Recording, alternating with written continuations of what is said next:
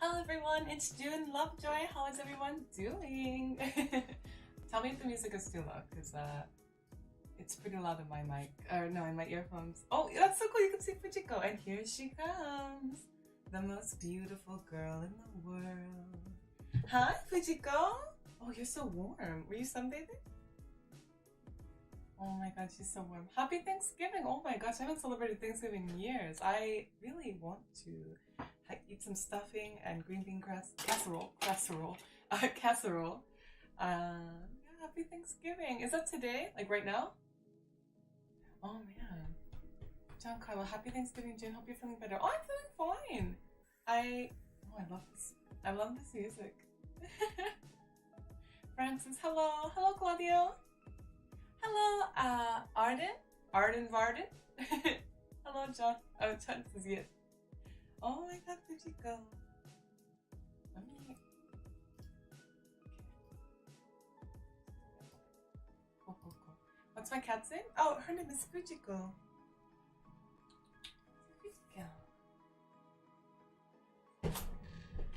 Like Fujiko Mine from Lupin the Third.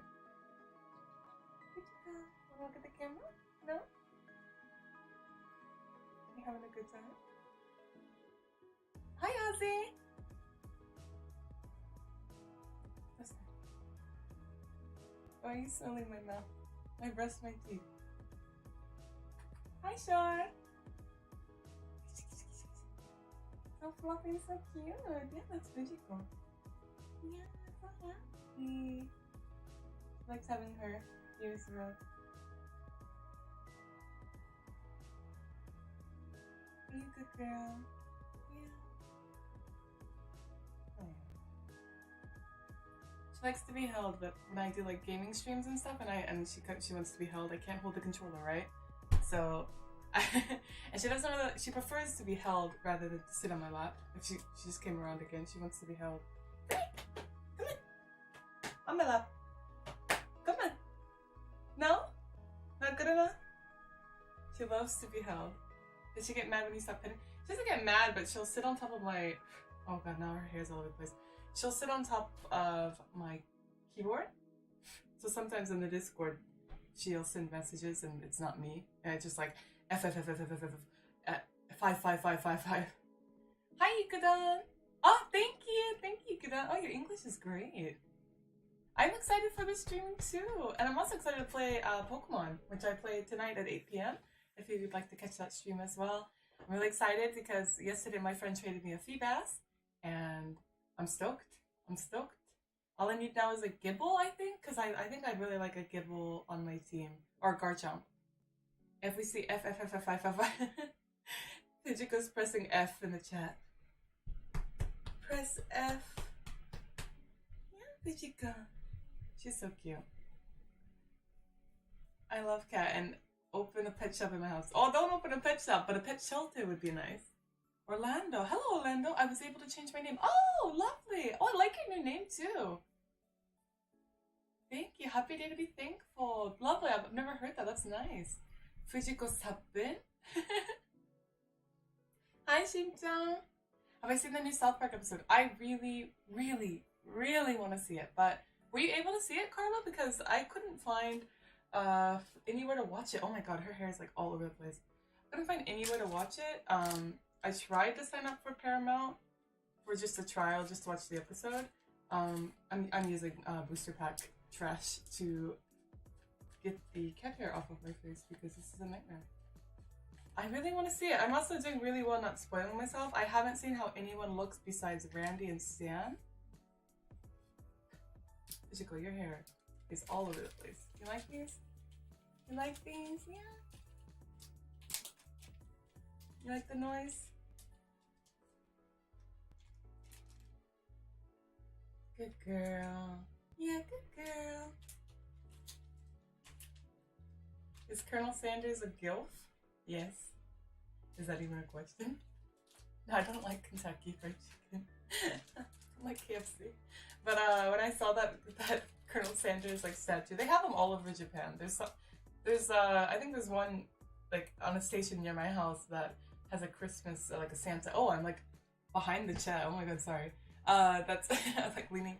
Oh man, but this is actually a good spot because it's near the mic. What am I supposed to do? I'll just move it around. Hold on.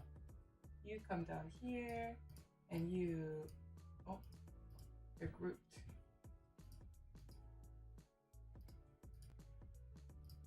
Where's this at? Let's move this around, boys and girls. Okay, move this one. God, why are they grouped? Stop. You don't have to group them. This program is so not friendly. Okay. It groups my alert box and my chat in the same thing. Okay. Yeah, I don't really see myself coming over here, so over here. Hello. Why does Japan love Southern plantation men? It's just a good marketing campaign. It's a thing they do for Christmas too, so that's always fun.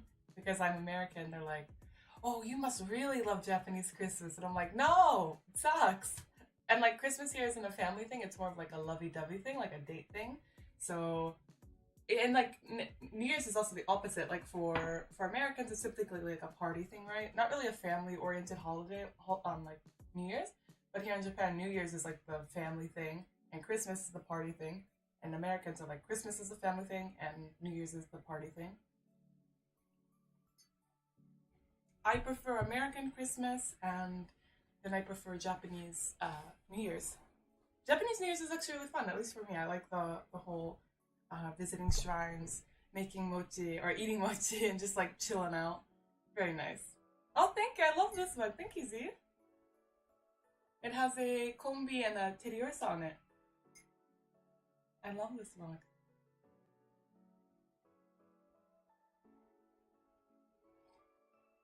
Ali, yeah, it's a more of a couples holiday. So, yeah, but like people work not like Christmas. You work on Christmas. A lot of Japanese people are like totally fine with working on Christmas. It's not a big deal. But if you told them they have to work on New Year's, they'd be like, "What the hell?" The famous Cuban holiday of Thanksgiving. Are you guys eating? Are you guys eating Thanksgiving food right now? No, it's nighttime. Oh, you could be digging into leftovers. Today's still Thanksgiving. Oh man, Thrilla from Manila. I like your username. I wish I had Thanksgiving food. Aww.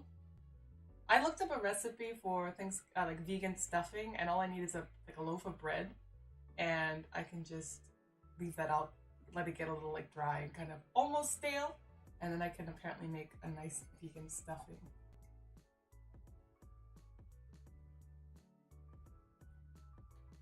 Ooh, stalker ribs, very nice. Those used to be my favorite food. As a kid, I loved ribs so much. We would go to like Applebee's after church. Or was it Chili's? I think it was Chili's actually, it was Chili's, and I would always get baby back ribs. I loved ribs so much. You're not eating? Yeah, I wouldn't eat them now. Ah, pecan pie! Do you say pecan or pecan? I say both. Like, they're both right. Pecan or pecan. I guess pecan is the one I say the most. Pecan makes me feel like I'm fancy. Like, oh, pecan pie. Yes, Fujiko, we made some pecan pie. Too harsh on those P's there. Pecan pie. If you do pecan pie. Yeah, Fujiko? You like that? She's like wiggling her tail. Oh, yeah, the good girl. Hello. You gonna rub your head on me? I gotta clean your eyes later. Why don't you clean your eyes? My cats, I'm gonna get a little gross. They don't clean their eyes and they don't clean their butts, which I have never had cats that don't clean their own butt. So I have to clean their eyes later.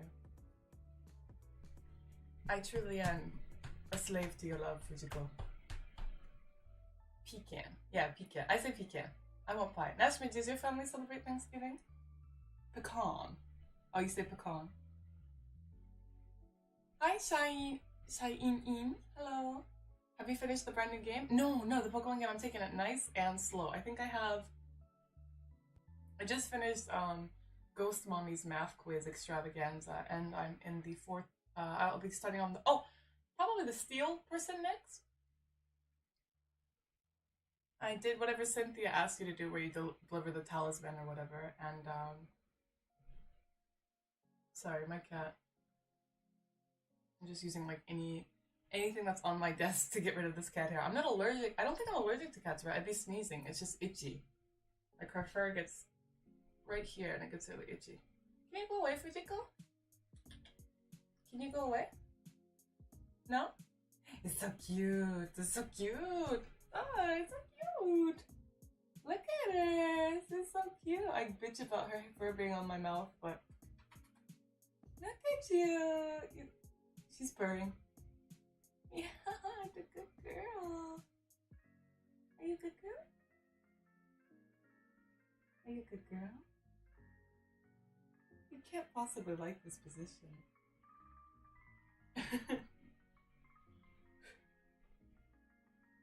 June can't finish the game because, yeah, I am always, Devin's right, I am always in the mines. But lately I haven't been hanging out in the mines because statues don't make me excited anymore because the hidden bases kind of suck.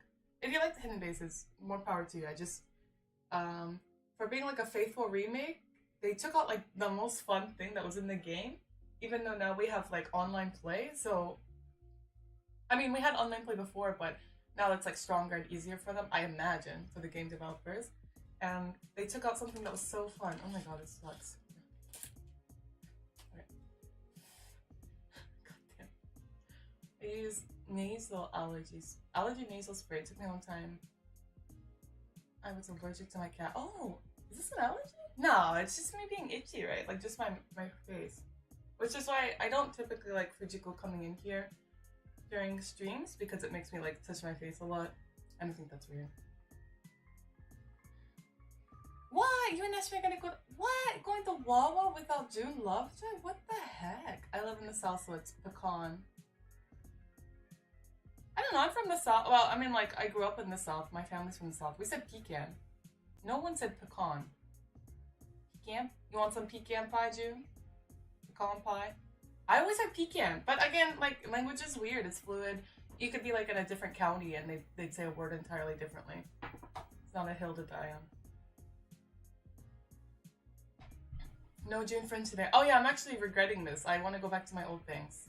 But I don't know if I should cut them myself because I don't want to go and pay like for a full haircut. Because if I go and I'm just like, I just want my bangs cut, I feel like they will pull some hot dog. I can't curse on stream as much. I feel like they will pull some fruppery and charge me full price just to cut my bangs. Good morning, Rosie. Happy Thanksgiving. Only white people in Miami said pecan. Pecan.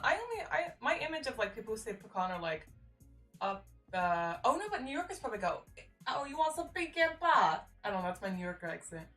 I just think of like uppity people saying pecan. I think Southerners say pecan. Pecan pie. Pecan pie. No, I never heard pecan. It was always, why are we talking about this? What the hell? No one's gonna believe I'm American anyways. Pecan pie. 36 Mafia. Hot dog is not a curse. Yeah, but I was thinking of a stronger word, but I was like, maybe I can use hot dog instead, but then I couldn't commit. You could be allergic, something light or mild, doesn't have to be intense. Oh! But I don't get it with Masamune. I have one more cat. It's always Fujiko that gets me kind of itchy.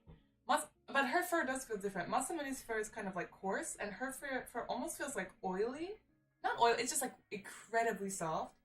And when you touch her, it's like fur just starts flying everywhere. But she's not like super fluffy. Well, I guess she's like moderately fluffy. But I would say Masamune's coat is much bigger, but I'm touching her right now, and it's just like all over the place. I brush them both every day, but she doesn't really like to be brushed as much as Masamune does. Masamune is obsessed with being brushed. Oh yeah? Yeah? You're gonna come on my shoulders? Okay, come here. She just hopped on right up. You had a cranberry pickle. What the fuck, Corey? Yeah, someone posted it in my Discord. I was offended. Happy Thanksgiving, Rice Rabbit. Gorilla Manila. Yeah, we're talking about pie now. This is a pie chat. Un-American, not celebrating Thanksgiving everywhere and anywhere in the world. Yeah, I haven't celebrated Thanksgiving in like 6-7 years. Because even when I lived in America, it's not like I had anyone to celebrate it with. I was also probably working Thanksgiving. I was probably like working like 3 retail jobs. Best pie is key lime. Stalker, you're out of your goddamn mind if you think the best pie is key lime pie. And I can't believe when I brought up, what was it, banana cream pie, I got bullied in my own Discord. Like, if you put vanilla wafers, banana pudding, and like whipped cream, you don't need anything else. Like, as a kid, I could like inhale an entire uh, dish of that shit. It was so good. What else do I like? I like apple pie. Apple pie is obviously the best. America. Key lime pie is like, I don't know, I feel like, what's the guy from American Psychopath? I feel like the guy, he's like, here's Johnny. I haven't seen that movie, but that gif of him like cutting up the door with the wood, or sorry, with the axe. I feel like people who like key lime pie are the same as that guy. Like, they like go to a restaurant, they bring an axe and they like cut down the door and they're like, one key lime pie, please. Like, that's that's 3 movies. Fuck. I thought they were all one. Oh no, I'm turning red. No way. It's not 3 movies. Oh no, I'm turning bright red. No, ow, Fuchiko, I'm sorry. Okay, I'll pinch you. That's 3. Lemon meringue pie. Again, what's with the citrus? Allie's right, we need to appreciate all pies, but when my banana cream pie my affection for banana cream pie was shit on, the gloves are coming off. The metaphorical pie gloves are off. Oh no. then what's the movie where he's like, he's got the axe and he's cutting down the door and there's that lady like and I think he says like, here's Johnny. That's not American Psycho? What is that? That's the shot. Yeah, look, I'm right. That's the Shining. Oh, is American Psycho the one with the shower scene? I could have sworn those were like the same movie. That's gotta be the same actor though. They look the same in my mind space. Like 2 white guys that are very mentally ill. That's Psycho. Oh no. What the fuck happened in American Psycho? What?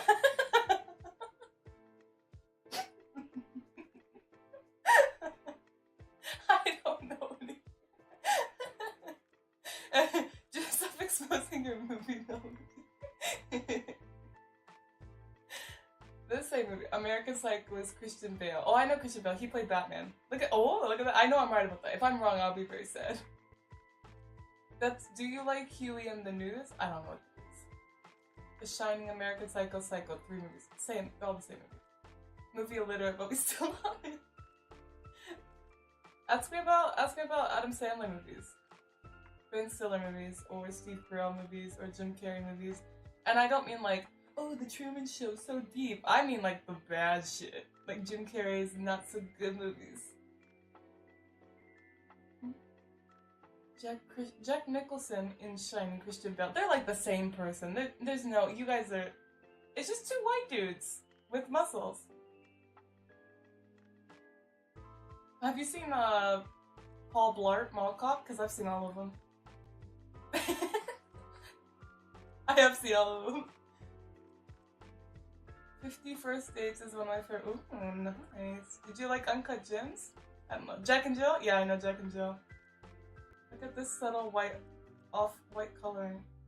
What, my mic? Or, not my mic, my camera?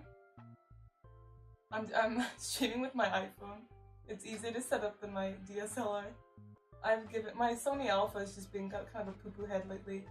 Cause like, the iPhone's camera is so nice. Like, I'm really into like cameras and all of that filming tech and stuff. But I just really like how simple the iPhone is to use and how it does like the white, what is it? The colors, and it focuses really nicely. Peanut, Blart, and Jelly.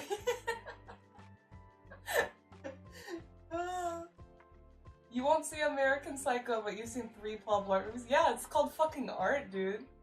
The Mall Cop movies belong in a museum. Honestly, I'm not even doing a bit. I wonder why. I think maybe... Because my mom was also a really big movie buff, but it was like horror movies and like and also like stuff like The Matrix, and obviously like, well, American Psycho is probably a horror movie, but I don't know. My mom was like always watching sci-fi and Chiller, I think? like some channel that was like Chiller or something like that, and I hated my mom, so like she would always like buy DVDs and watch them and be like, I was about to say my childhood nickname. She'd be like, June, like, do you want to watch a movie with me? And I was like, fuck you, mom, because I hated my mom, like all kids typically do. So I think I purposely didn't watch movies, and also my attention span is like the size of Fujiko's tail, which is a little nub. It's right here. But when we did go see movies, it would be with my siblings, so it would be like family-friendly movies, like Mall Cop, or I don't know how we saw so many Adam Sandler movies as a kid, because I feel like those aren't really necessarily or family-friendly. One of Max June is laughing like crazy, because I know jack crap about movies. Also, Max, thank you for your donation, thank you. Oh, in the jar you go. In the Mall Cop jar you go. Uh-oh, I have to return some videotapes. Look how cute her little armies are. Look at her little armies. Look at the armies.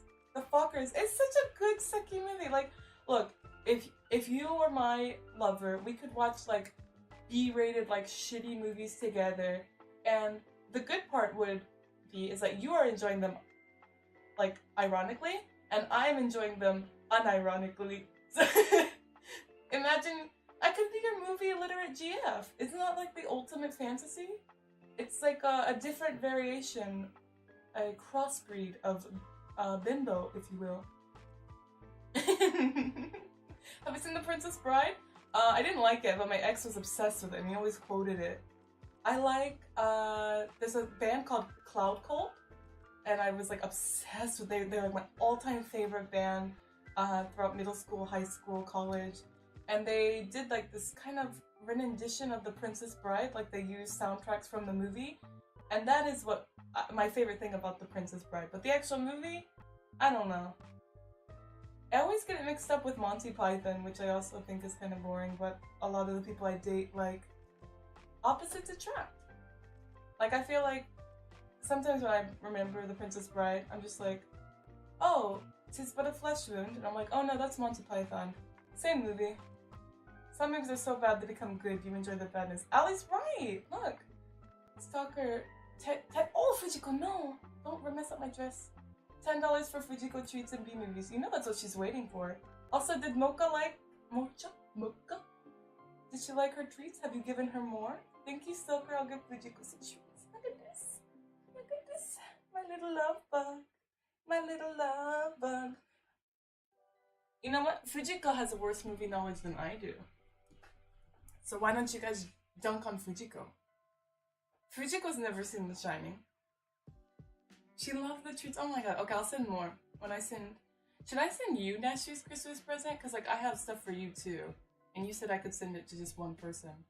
But I don't trust Nashi not to open up his Christmas present. And I have to send Mocha some more treats. June, she's a cat.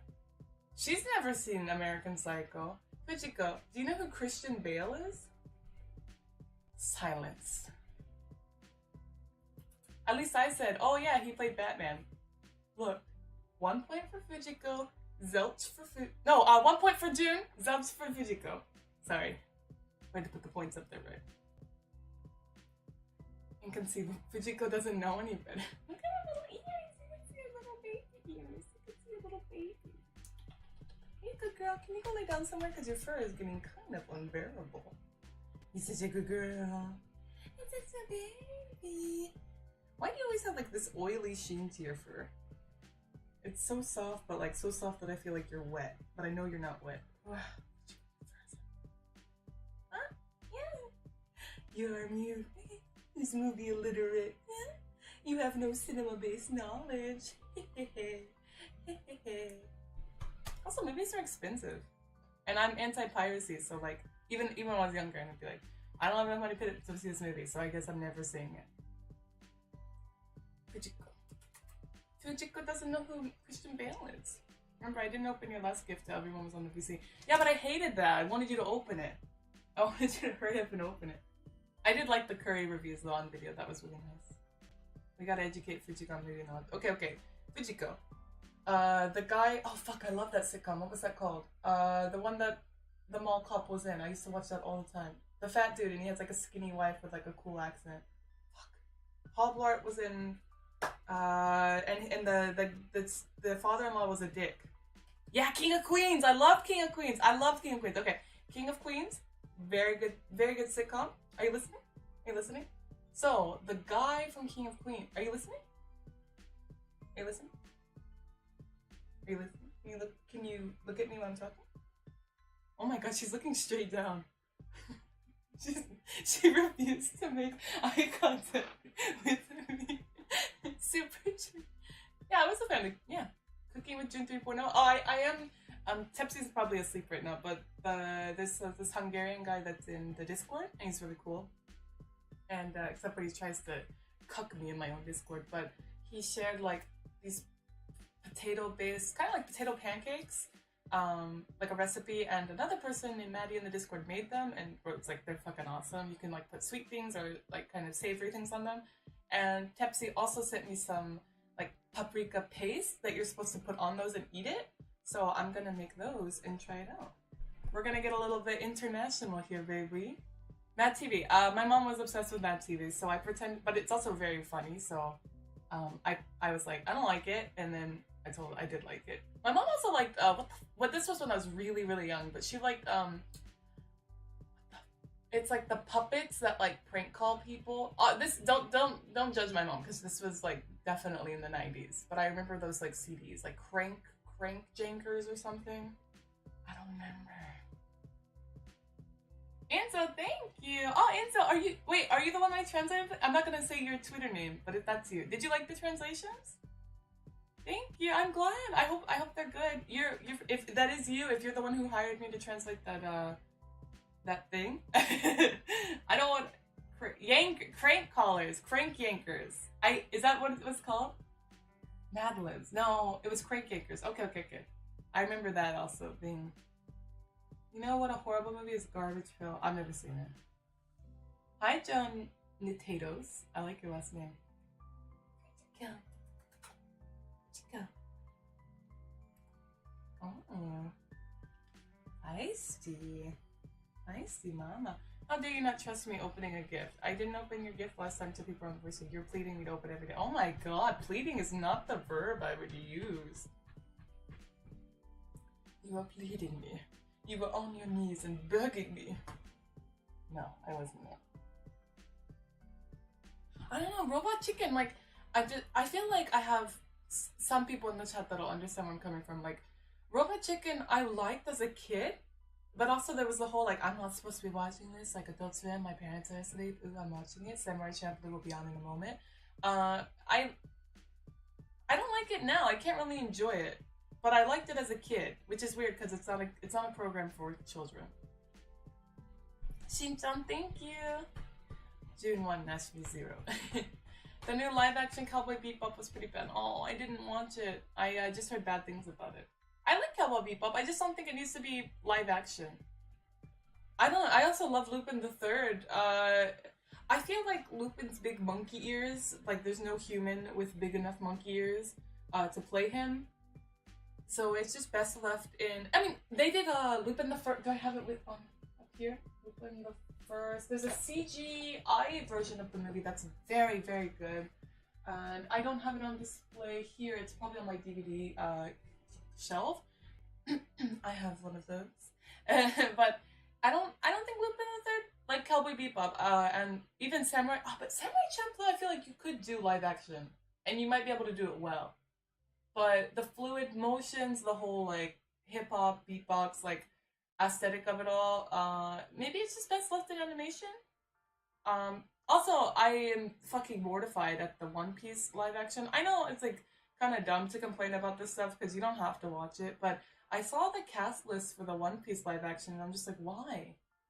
Why? I mean, Brooks looks kind of cool. Usopp's, not Brooks, sorry, Usopp's actor looks kind of accurate. Nami's actor looks kind of accurate, but like, I mean, it doesn't look very good.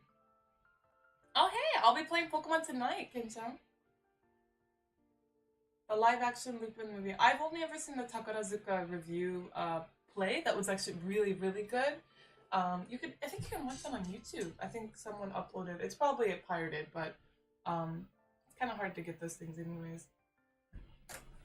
There's a Takarazuka review, musical play-ish kind of thing where women play all of the roles, and it's really, really good of Lupin. I can recommend that for sure. Story's fun, makeup's great, voice act, like all of it, just really, really good. Alita Battle Agent? Yeah, I do. Pokemon will be later tonight. Yep. I like Komi Can't Communicate on Netflix. Yeah, that keeps getting recommended to me.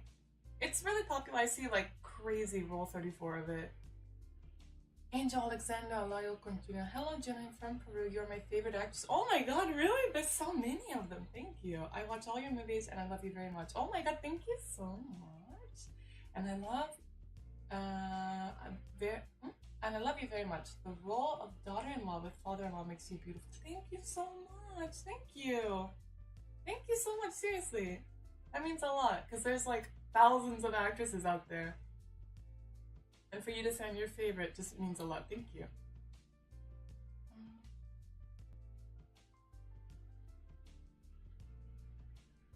Keto is pretty good. Yeah, very famous, very famous. Why are you so beautiful, Junior? I'm not beautiful. Beauty's in the eye of the beholder. I look at myself, like sometimes I make eye contact with myself on my screen, and I'm like, ooh, gremlin. Where are my bangs? Like, so thank you for calling me beautiful. That means a lot. I'm not like trying to be like, oh my god, I'm so ugly. Like, call me beautiful. But let's just say I wouldn't date someone that looked like me. I prefer people that look different than me, obviously. Because opposites attract, baby. Your eyes, Jim. I can't say I have terrible astigma. Oh, I should. I have terrible astigmatism. Thank you. Code Lyoko. Wow. I did not like it. The art is absolutely terrifying, and I didn't like it. But of course, I grew up with it, obviously.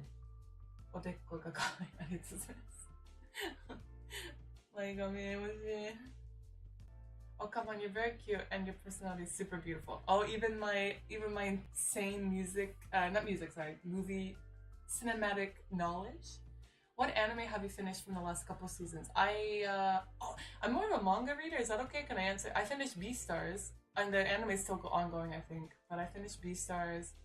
I finished all of Tokyo Revengers. That's like up on Netflix, and I was like, this sucks. It's like very, very popular in Japan. Also, again, I don't like being negative. If you like Tokyo Revengers, I'm not bashing you, but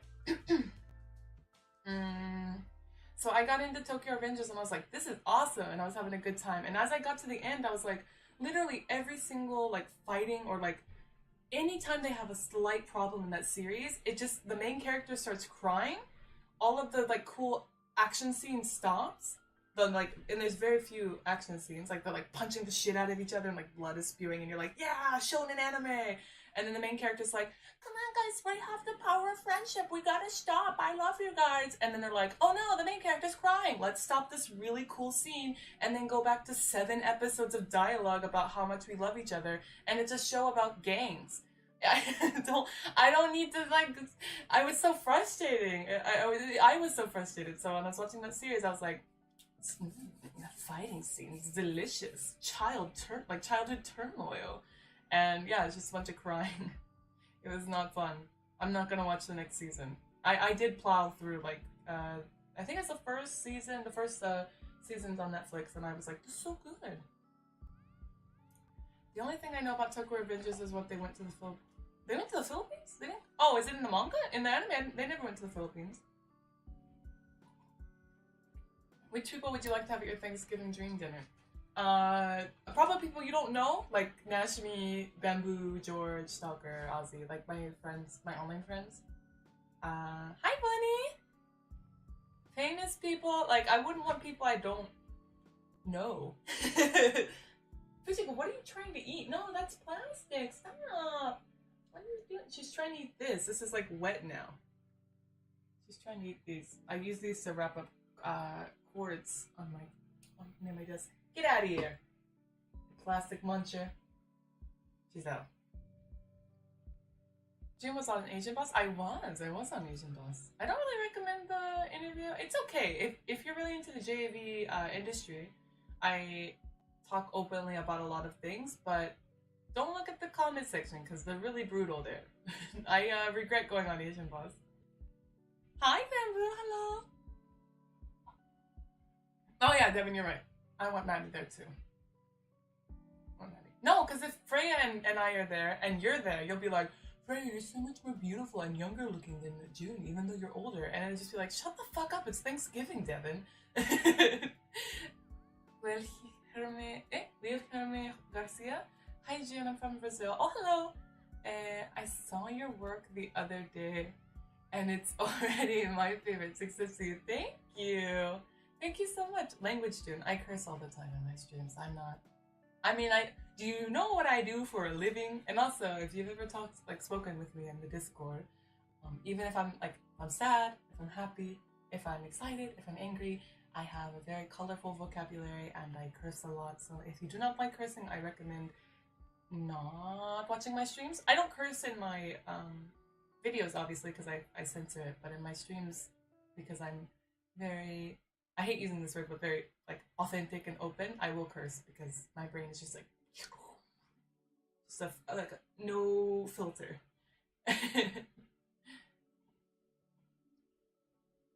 Jin dropping F-bombs. Nippon mayo.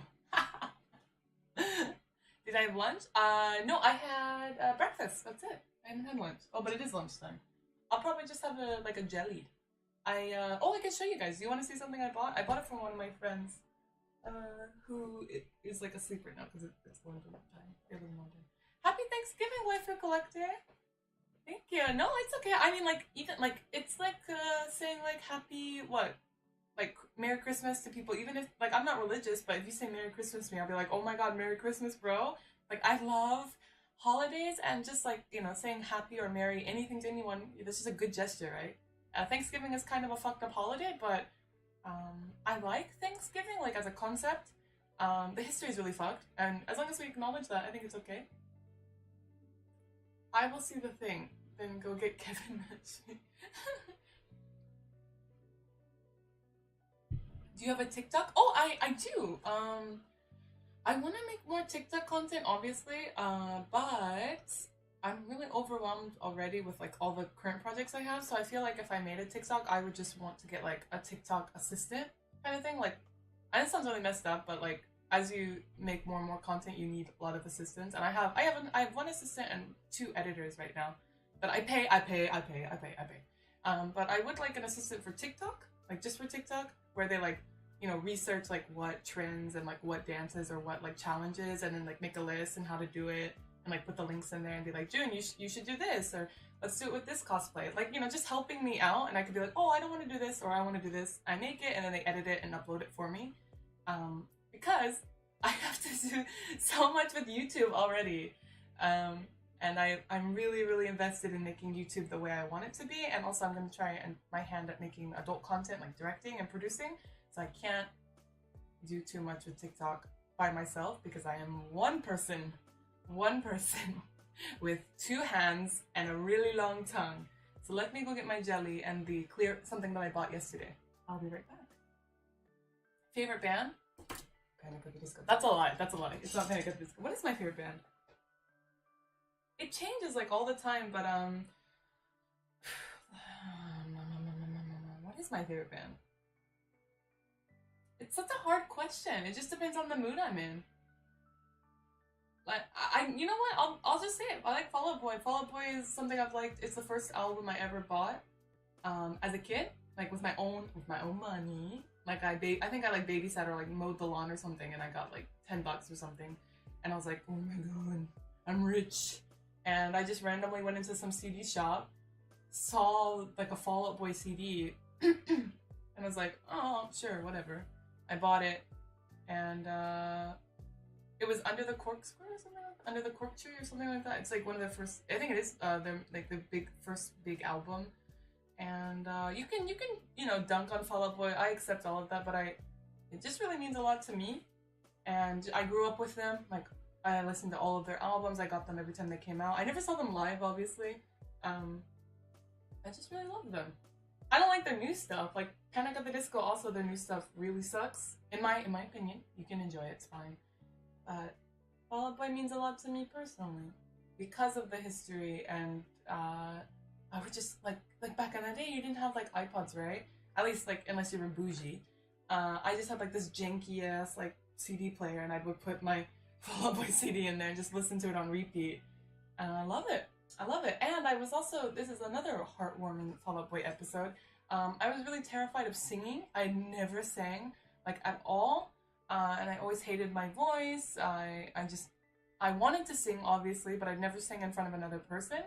And this one guy I dated, I remember he was like, no, you just have to like get your voice out there, like sing as loud as you can. Here, we'll turn up the CD like really, really loud and just sing as loud as you can. And it's not embarrassing because no one can even hear you over the music because I've turned it all the way up. And that was just like a really sweet thing to me. And the CD he played was the Fall Out Boy CD. So, really sweet to me. A really good memory. And I'm gonna go grab the thing that I keep saying. I'll be right back. I'll look at the tent just one moment. Don't look at me. Don't look at me. Don't look at me. Do not perceive.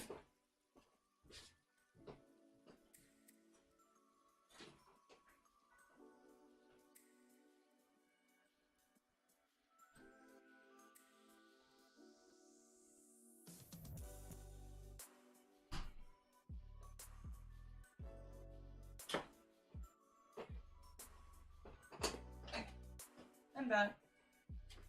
So, getting another karaoke stream. It's so embarrassing for me because even though I feel like I can sing to some capacity, the mic settings and the timing of that karaoke were all off. I feel like it was hard to sing, and also it didn't sound very good because I have to tweak my mic. Anyways, these were recently at 7-Eleven here in Japan.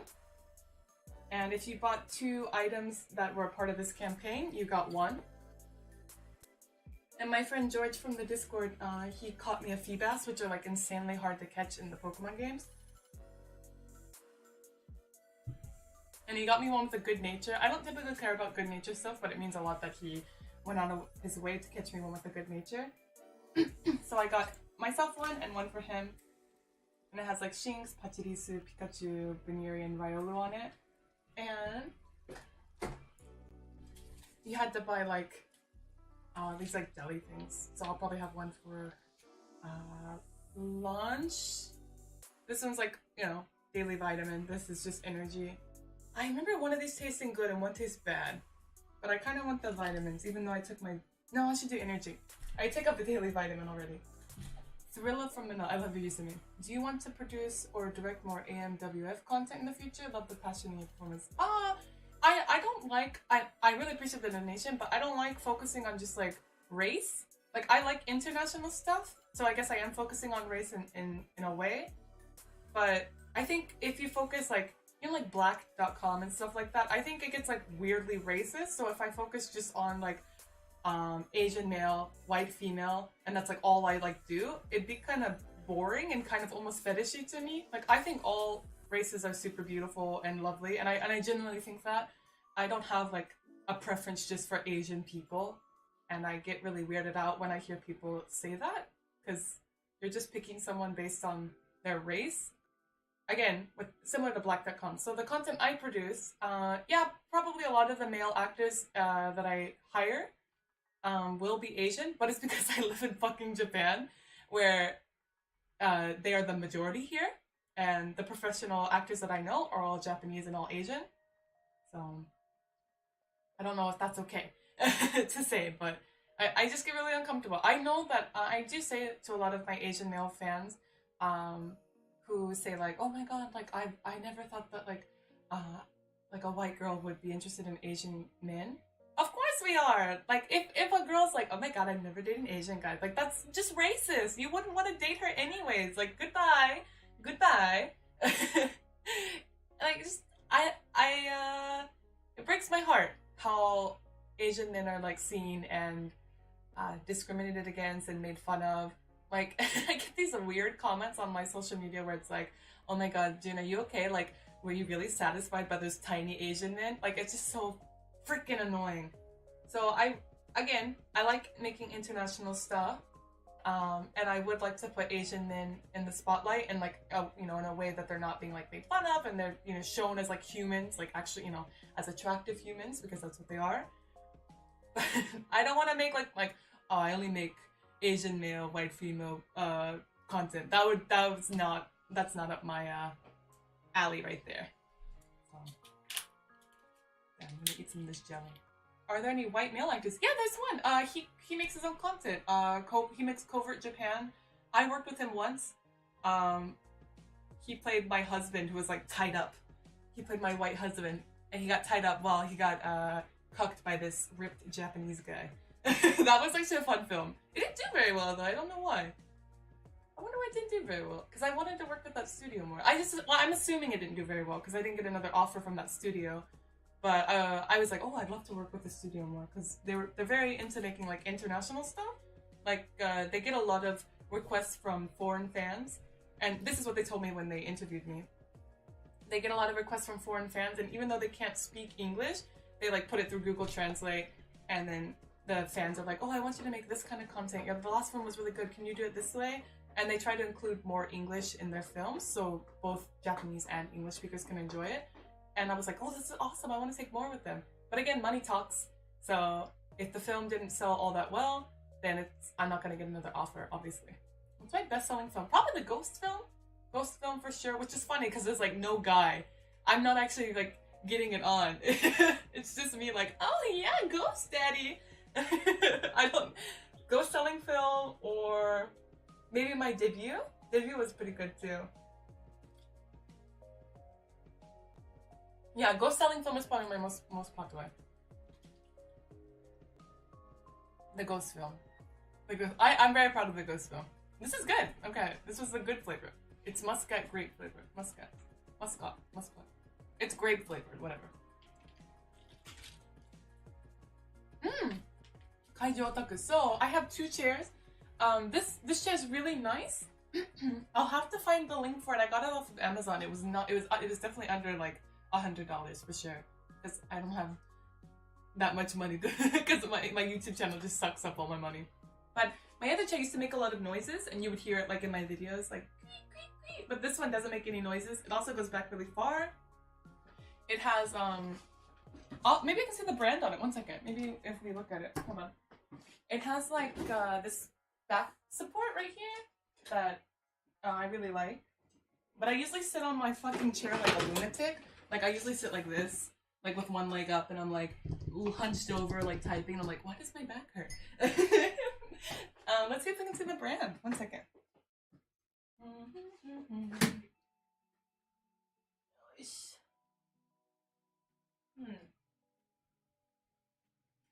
I don't see the brand. I just see a bunch of cat hair. I don't know the brand. I'll have to look it up on YouTube. I'm really sorry. I do recommend this chair though. June's about to give her new chair the princess lift. It's light. It's not a heavy chair. Can I enter? Ayaka Mochizuki? I do want to. At first she said no, and then we became like closer and did like films together. So I feel like her answer is actually yes now, but I'm afraid to ask because she already said no, which is why I am always nervous of asking someone, because just because they say no once doesn't mean it's no forever, but it could be no forever, and I don't know.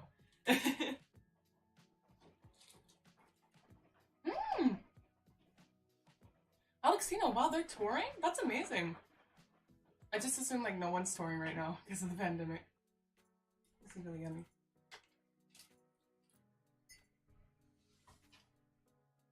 Do you think you can pitch ideas? I think rather than me pitching ideas, it's more so like,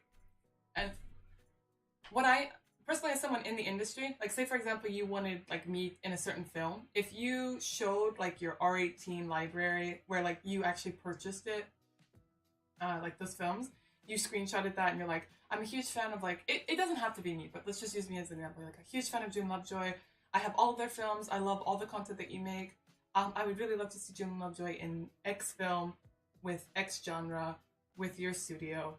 That would make a bigger impact than me being like, hey, can you guys film me? Because money talks. So if you want a studio to like film me, you just have to show them that you are monetarily invested in my work and you want them to take it. Because if you're just like like I see them like, I get messages too that are like, please do like cat suit or whatever, cat latex suit, like just that email. Please do X film. Well, it doesn't mean much because it's just the words. It's just, you know. Kitty Shadow! I love it. I love it.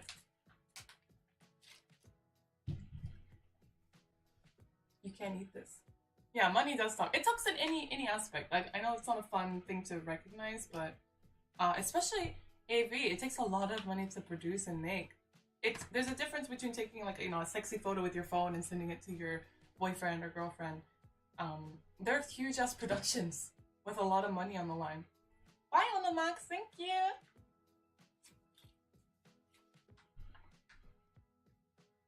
This is them. I'm gonna scroll up a bit.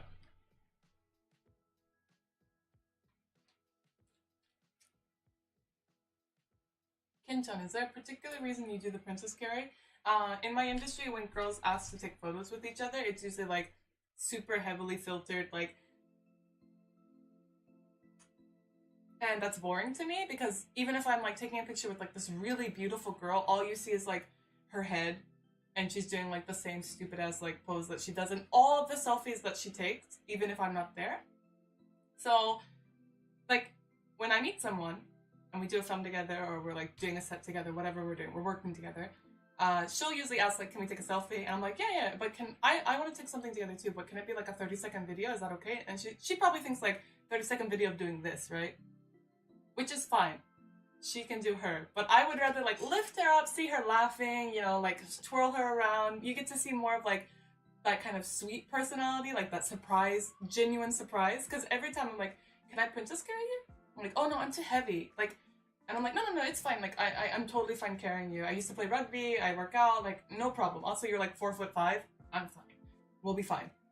And every time I pick them up, they're like genuinely surprised because no one picks them up, right? Like we're 20, 30 now. No one's picking anyone up, but I just pick them up like, you know, like they were when they were kids and swing them around. And I get to introduce them. Typically in those videos, I go like, hey everyone, this is Princess. And I say their name and I say like what they like. Or I ask them a question like, who's your favorite Sanrio character? Or like, who's your favorite One Piece character? Just something dumb, but short. And then I'm like, oh, everyone go follow and support them. Like I prefer that to just doing like a little peace sign photo with us together and then putting all of the stuff that I just said in text. I just feel like it's more impactful and it's more fun. Just personally, that's why I do it.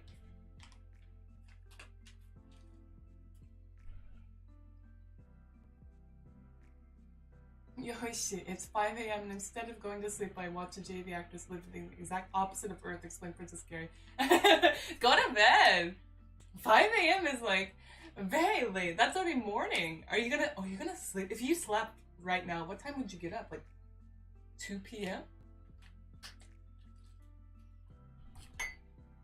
Yeah, sits up. So like, right? Like, but it's like, I won't get to meet her, or I probably won't get to meet her in the future, right? So it's a very momentous occasion, at least for me. So just taking like a stupid selfie or picking her up and swinging her around, which one's more memorable? Obviously the Princess Carrie, for me too. So, and she wasn't heavy. I hate that video because there's some nasty ass comments that are like, hee Sitsnap's fat. She's not, just thick. I couldn't get my hand over her thick thighs and her voluptuous butt cheeks. And with those Princess Carries, it's more so like, it's not necessarily the weight. Like I could lift Sitsnap's weight. That's not the issue. It's the grip. So if I couldn't get my hand over her voluptuous ass, then all of the weight is like unbalanced and I'm carrying, like I'm trying to balance her, like her left butt cheek that I haven't grabbed onto yet. So it's like top heavy. Hold on, someone became a member. Wait. Oh my god, Wise Rabbit, thank you. Wise Rabbit, would you like a link to the Discord?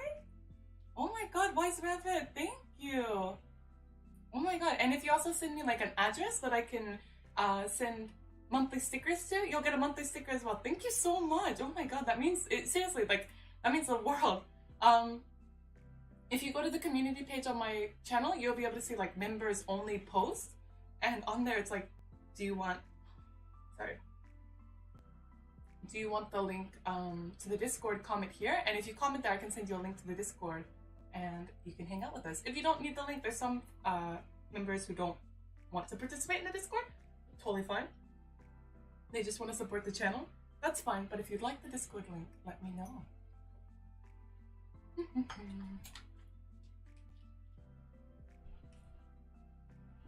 Francis, is it legal for Japanese adult industry to ask for donations through Patreon or other formats raising funds to produce movies? No, it's not. I think, this sounds really harsh. I think they're just really behind the times and it might be a pride thing. So to ask for donations, it might seem like they're not making enough money. So that's kind of embarrassing for them. But if I had a production company, I would just slap that PayPal donation or like Kofi or Ko-fi, I don't know the pronunciation. Kofi, I think it's Kofi. Kofi right up there. Be like, support my content, you know, and then use all of those funds to make banging ass content. Also, I just feel like that's not really, like, I've never really seen that in, like, with Japanese companies. But I think it'd be nice if they had that. Oh! Thrilla from Manila is a mania. Oh my god, what is this? Thank you guys. Thank you so much, Thrilla from Manila. Thank you. Rise Rabbit, if you click on my channel, and then, I don't know if it's the same in English, but it says community in Japanese. You click on that and it'll show like posts, just like posts that I've made, and there's like a members only post, like only that you can see because you're a member, and it says, post here if you need the Discord link. But you can post anywhere that isn't the chat. Tell me when you post, and then I will go send the link to you.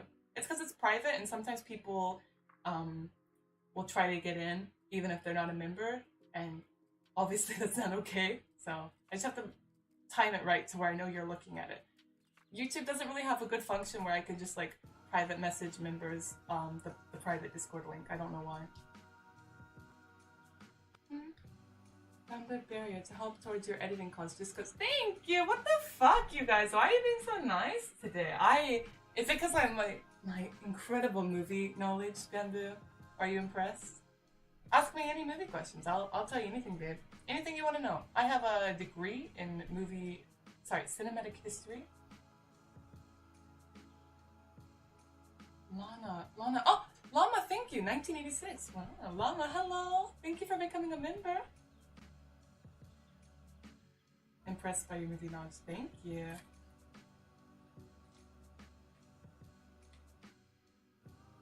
God, I want a blooming onion. Oh my god. Is Paul Blart a dilf? I like Paul Blart. I do like chubby people quite a lot. So Paul Blart. Yeah, Paul Blart could get it. I like the way he talks too. And I like the way he talks when he's like exasperated. I really like that. Like when I tease someone and they're like, come on, no! Like, I feel like Paul Blart would be really fun to tease. But I don't really want to like fantasize about Paul Blart, so we can change the subject. Especially because this is live. What's my age range for guys? 25 and older. 30 and older. Why? Everyone's becoming members. Thank you guys. You don't have to, by the way. But I really appreciate it. I really appreciate it. Thank you, Kim-chan. Thank you. Is this the karaoke stream? No. Do you guys want to see what this looks like?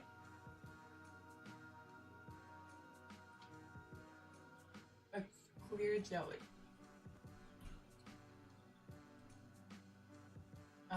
I'm too old for you. I'm like 25, 26. How's the damn? I don't know. Because I feel like you're so young. Like, that's still college kids' age, right?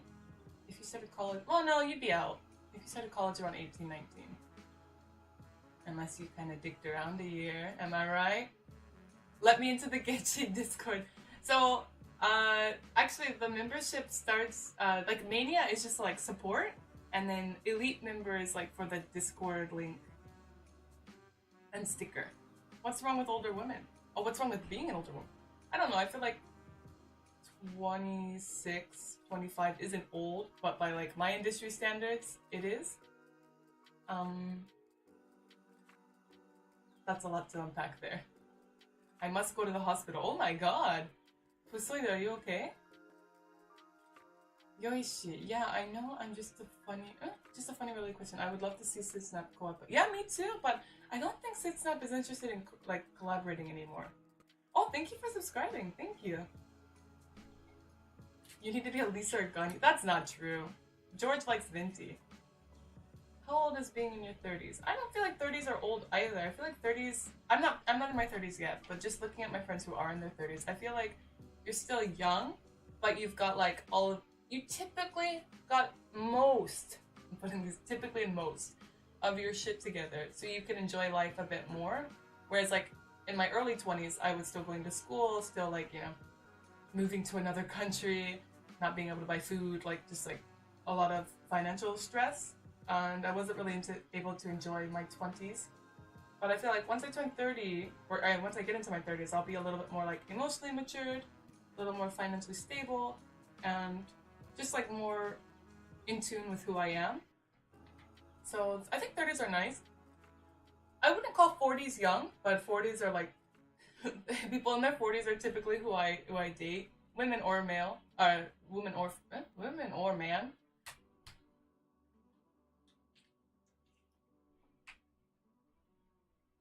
I do like Kaya. Is he a bad guy? Is he actually a war criminal? Because like I typically fall for like the yandere or like war criminal characters. They would be awful in real life. It's fiction. Come on, but Kaya looks like a good guy, but secretly he's like mining for diamonds in like a impoverished area or something. I don't know, like just a war criminal. Something like Elon Musk would do. But Elon Musk is emeralds, right? Not diamonds. Hollow, there's no YouTube money. My content is adult theme, so it's not very ad friendly, which is why I upload like the Pokemon videos. I've been trying to get like a nice balance, so I call them green and yellow videos. Oh, this is one of my favorite songs. Can you guys hear it? Hold on. This is the lake theme from Diamond and Pearl. I'm gonna turn it up just a bit. So there are red, yellow, and green for like monetary monetization on YouTube. Green is like you're fully okay to be monetized or ad friendly, so you get all the ads. Like and they pay quite a bit. That's like not kid friendly, but like family friendly. Like my Pokemon videos, I don't curse, I don't talk about anything lewd in them. It's just me opening up Pokemon cards. But my interviews are not too explicit, but kind of spicy. So they become yellow or red. Red is just not monetized at all, and yellow is slightly monetized. So even if it's viewed like, I don't know, like 800,000 times, I still don't make like any money off of it. And the Pokemon videos are really easy to edit versus the interview videos. It takes a lot of time to subtitle them both in Japanese and English, as well as doing the cutting and editing as well. Editing is oddly enough not as hard as doing the cuts. Like the cuts are very, because I have to watch like an hour's worth of footage and then cut it down to, let's say 15 minutes or 30 minutes. And you could be like, yeah, you can, why don't you just throw the hour in there? No one is going to watch an hour-long interview, Freddie.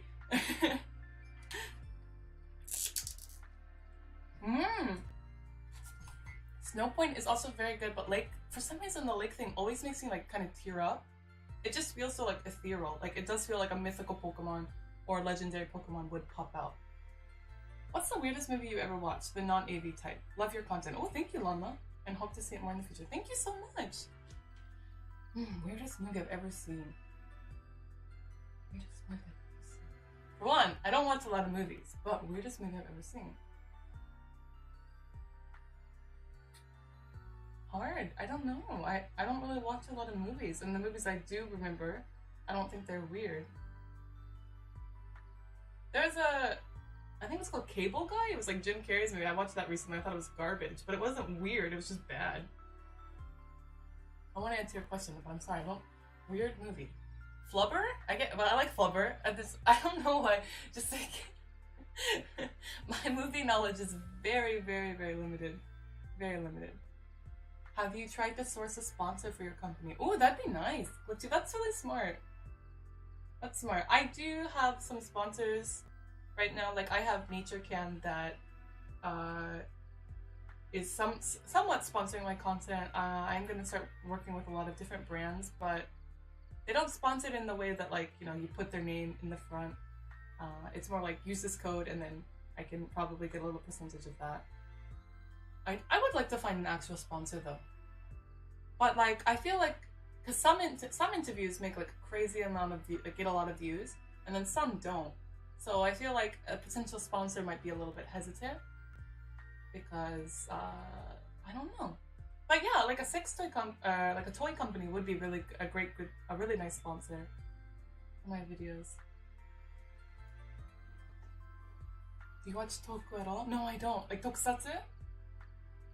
Lake theme makes you think of the time you're losing your Pokemon innocence, seeing Pokemon attack humans and form a bond out of necessity. No, not for me. Not for me, but I like that description.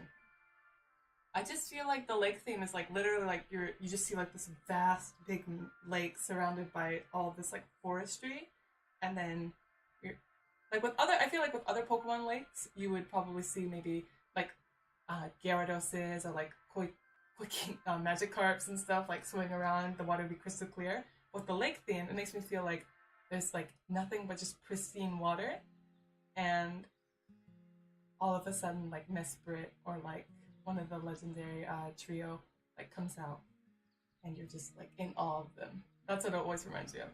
Hello, Andrew. Japanese movie that will melt your brain. Tetsuo the Iron Man. Is it Tetsuo? Maybe.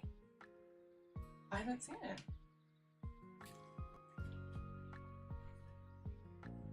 Oh, I also really love this stream. I love this song. Ozzy, well, Flubber, I remember that. I liked Flubber. I mean, I haven't seen it in like 20 years, obviously. I wonder if it holds up. I kind of wonder, more Japanese viewers contact you. Contact me? Like, you know how you can see how much of your viewers are like from a certain country or use subtitles or don't use subtitles? So for my channel, it's 90% Japanese viewers. Like 90% of my viewers are Japanese.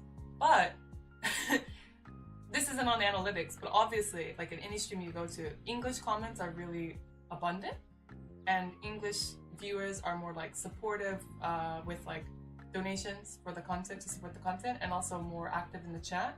And it doesn't mean that the Japanese fans aren't supportive and don't want to communicate. It's just most of them are shy and they don't want to post in the chat. They just want to watch the content. But when I do like dual language streams, a lot of Japanese viewers get kind of upset because they don't chat, but the English viewers are like chatting and being like really supportive. Obviously, I'm going to start speaking more English because, you know, I'm not going to just speak Japanese when no one's commenting Japanese, when there's all of these really nice English comments and I want to chat with them. So it's kind of hard to balance. And no, the moral of the story isn't, oh, I guess if I am an English viewer, I should be quiet. Because then that wouldn't be a fun stream. I like it when it, like, everyone's like, June, what Genshin character do you like? Or like, June's a furry, or June's German. Like, it's fun. It's not a big part of Japanese culture, I feel, to send like super chats or like donations or be active in the chat. Do I get a lot of Japanese viewers on the stream? Yeah, I do, but they're all quiet. So that's the fun part. Kind of interesting. So I get a lot of viewers that are Japanese, but they're just very quiet. I'm not a furry. I'm not a furry, hollow, not a furry, and I do not play Genshin. All three of those statements were not true. June is German, June's a furry, June likes Genshin, or Fate, or just like something like that. Have I ever wanted to learn Elvish language? No, that sounds like something my ex-girlfriend would do. Elvish language, because when would I ever use it? It just seems like hot girl shit, like what a cute girl would do, like my ex. I remember she had like the sketchbook and she would like practice like Elvish language and stuff. She also liked Lord of the Rings. She was very cute. Ken-chan, let's get you the link. I got paid to cosplay Raiden Shogun, or Raiden Shogun. Hold on. Let's see if anyone commented for the Discord link. Ah, we have a disc! Thriller from Manila. Hold on. Oh, wait. Is that why you couldn't see it? Because you're not an elite member?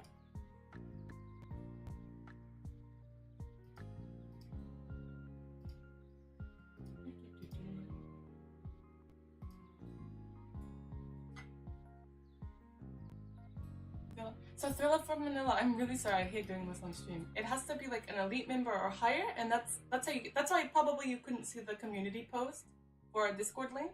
So the Discord, yeah, I feel bad doing my stream. I don't like. I'm sorry, Thriller from Manila. If you want to cancel your membership, it's totally okay. Totally okay. It just has why is that? Oh, Twitter. Okay, then I can send it right now. That actually helps. Oh, Twitter DM is actually really nice. That's probably better than asking people. Oh, but not everyone has a Twitter. Hold on, let me. Oh, thank you. Okay, cool. Let me. Cool. Let me send you the link. Mice Rabbit. Hold on 1 second. This is so cool. We've gotten quite a few new new Discord members lately, so I'm excited to see how the flavor of the Discord kind of changes. Hold on 1 second.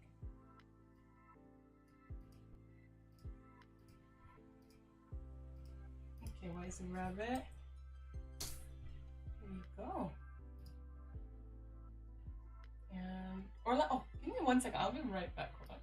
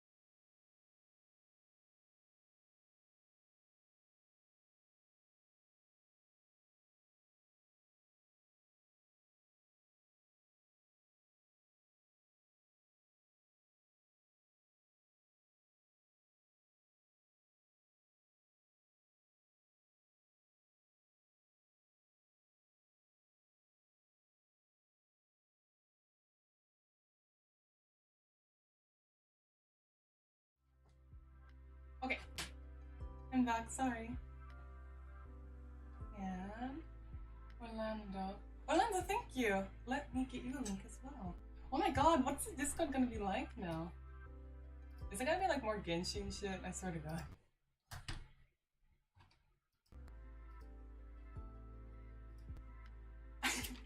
Eula. I've seen Eula constantly in the chat lately.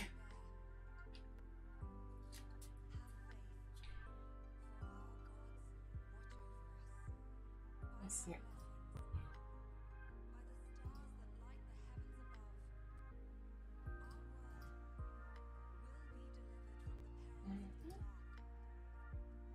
Making sure that no one's left out. Okay. In your movies, you have sexy time with men that are much older. Do you find this uncomfortable? Not at all. I actually prefer older men than younger men. Actually, like the idea of like dating or doing anything with someone who's like 18 makes me more uncomfortable than someone who's like 50 or 40. Well, 40 is not exactly old, so let's say 50 or 60. It doesn't bother me at all. I like older guys. I think they're really attractive, but I mean, as a kid, I was like madly in love with Dr. Riddles. So, I mean, it's been a long time thing for me. No more Genshin. Ozzy. Well, I mean, they probably like things other than Genshin. Enzo, thank you.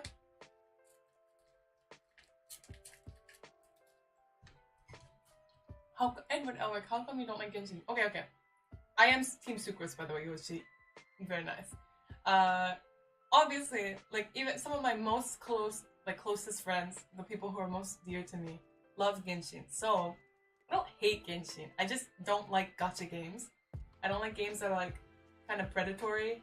And, like, it doesn't seem like a fun game, because I won't say names, but some of my closest friends, I'll see them talking in like the chat, and it'll be like, oh man, this new character came out. Yeah, I got her. Oh cool, how much did you have to spend? Just $50, man, not bad at all. Like $50, that's a lot! That's a lot! The Pokemon games aren't like that. Like, I've never been like, oh man, that new Chansey came out. And someone's like, yeah, Jen, how much did it cost you to get? And I'm like, $50? Not bad at all. That's bad! That's bad! That doesn't sound fun. I don't want to have to pay to enjoy. No, but Sucrose is nice. We do, you guys really do need a Genshin Impact channel. You literally do. Yeah, I will make one. Actually, I'll make one today. Let me put that on I have a to-do list. You guys want to know what's on my to-do list today? Hold on, I'll add that. Let me add that to my list. Make Genshin. You guys want to know what's on my to-do list? So I kind of hold myself accountable and we can see how much I can complete today. So, there's one that's kind of reliant on whether or not someone sends me some photos. So up until recently, I feel like, even now, my work style has been really dumb. Like, I've been working harder, not smarter. So for my thumbnails, I used to like scour the people I interviewed, like their social media, looking for a good photo for the thumbnail. But why didn't I just message them? I didn't want to be a bother. I know why. That's just like my personality. I wouldn't message them and be like, hey, can I have some photos for the thumbnail? But that's so much faster, right? If someone messaged me like, hey, can I have some photos for the thumbnail? Like, I was on a podcast, Reggie's podcast, what is it, Jibber Jabber. Very good podcast, it's in English, please go listen to it. It's with Reggie, Jibber Jabber with Reggie. Very funny podcast, he's a comedian in Miami, great. But when he was making the graphics to like promote the podcast or the album cover, he's like, hey, can I have some photos? And I just sent him like my best ones. Why didn't I do that? So on my to-do list, I have make the next interview video's thumbnail. And I just messaged the person, the girl, like, hey, can I have some nice photos of you? She didn't respond. So if she doesn't respond, then I have to scour her social media looking for good photos. But trying to work a little bit smarter. And then also I have to prepare some orders from my shop. So I sell like official merch, like stickers, t-shirts on my website. You can totally check it out if you'd like. No pressure. But I have some orders that I need to package up and send out. And then also I have a new video coming out. It's where I went to this like figure store in Akihabara and like filmed it. Like, you're obviously, I can't talk obviously, and they have like music playing that's clearly copyrighted. So I just like filmed it and then I voiced over. I wrote like, you know, my notes and I voiced over it. And there's some parts that I need to do the voiceover over, like take it one more time just to make it a little bit better. And what else? I have to get ready for Moribayashi's Moribayashi Genjin. He's like a super famous JV actor, incredibly famous, incredibly talented. Actually, whenever I ask actresses on my interview show, like, who's your favorite actor, they always say him. He's very, very well liked and well loved in the industry. And he, so that he asked if, at first he said no when I first asked him last year, if I can interview him. But then he reached out to me and said, hey, actually, can you interview me? And I was like, yeah, sure, no problem. I was very happy. And I also collected questions from you guys on questions you want to ask him. So I'm going to do a regular interview, and then I'm going to do bonus questions from fans, or from the viewers. Well, I'll say fans. Like questions that people had sent in to ask him. And I translated, like the ones that were in English, I translated them to Japanese, and I'll ask him. It's about 50. I picked 15 questions out of the, like, I think I got over 100, a little bit over 100 questions, and I filtered through some of them and picked out the top 15. And I will be doing 2 videos. And he'll take 2 videos with me for his channel. I think we're doing 4 videos. And I also need to get ready for my Gunpla stream tomorrow. So I will be doing a Gunpla stream tomorrow at 8 p.m. If you'd like to join me, it'll be in English and Japanese. I just need to get like my camera all ready and everything tested out before the stream. That way I'm not like, oh no, my mic doesn't work, you know? And then I have to respond to emails, and like Devin suggested, I need to make a Genshin room for the Discord. So maybe I can get all of that done today. And yes, I've worked with him before. I worked with him on a really, really good film that hasn't been announced yet. I'm really freaking excited for that one. It's the Reverse Bunny Girl one. And I think I've worked with him about 4 times. He's got a monster horse dong dong, and so I don't like big sizes. But he's like really, really big. Really big. But he's very good at what he does. I'm not digging the ponytail and no bang look. I'm just gonna deal. I just upgraded. Can you send the invite? Of course! Let me get that. Let's get that for you. Thank you, Thriller Manila. Thriller from Manila.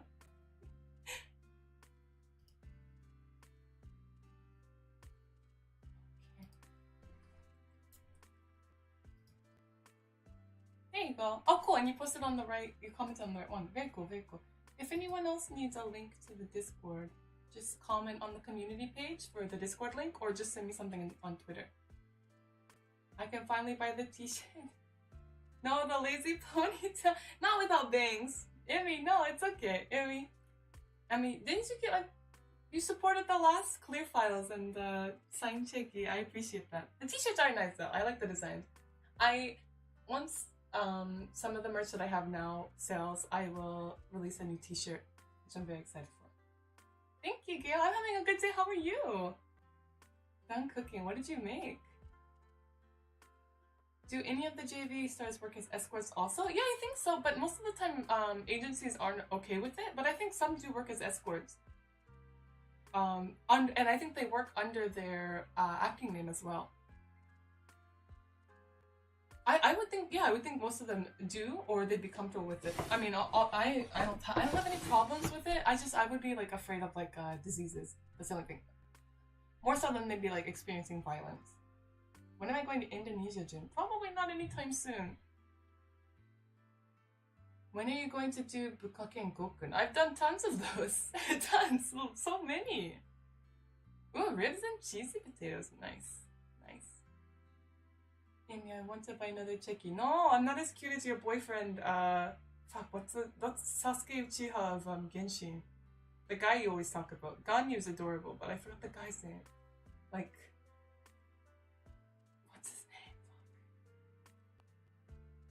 Maraming salamat po. Thank you so much. My pleasure. Thank you. Can I say that back? Like in English, you can say thank you, and I can be like, no, thank you. Naruto's in Fortnite. Oh my god. You mentioned reading lots of manga reviews. Oh my god. Yeah, I love manga. I like it more. I would love to show you guys my collection. Unfortunately, people in the Discord have only ever seen it when I like am in the video chat or the voice chat when I show them a little bit on the video stream.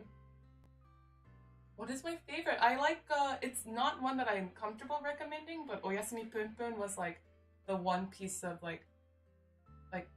manga, like a manga series that like actually like shredded me to bits. And it's really like, isn't that kind of exciting? Cause like as humans, you know, typically we experience something and then it like emotionally scars us. And it's kind of rare for like written material, especially comics, to have, like I had such a visceral reaction to Oyasumi Punpun that it actually put me in a really dark place, despite not actually experiencing the things that Punpun was experiencing. But the author does it in such a way that like you feel like Punpun's like pain. It's really dark. It's really, really dark. I really like that mangaka. I think he's an incredible storyteller, and I think Oyasumi Punpun is an amazing manga.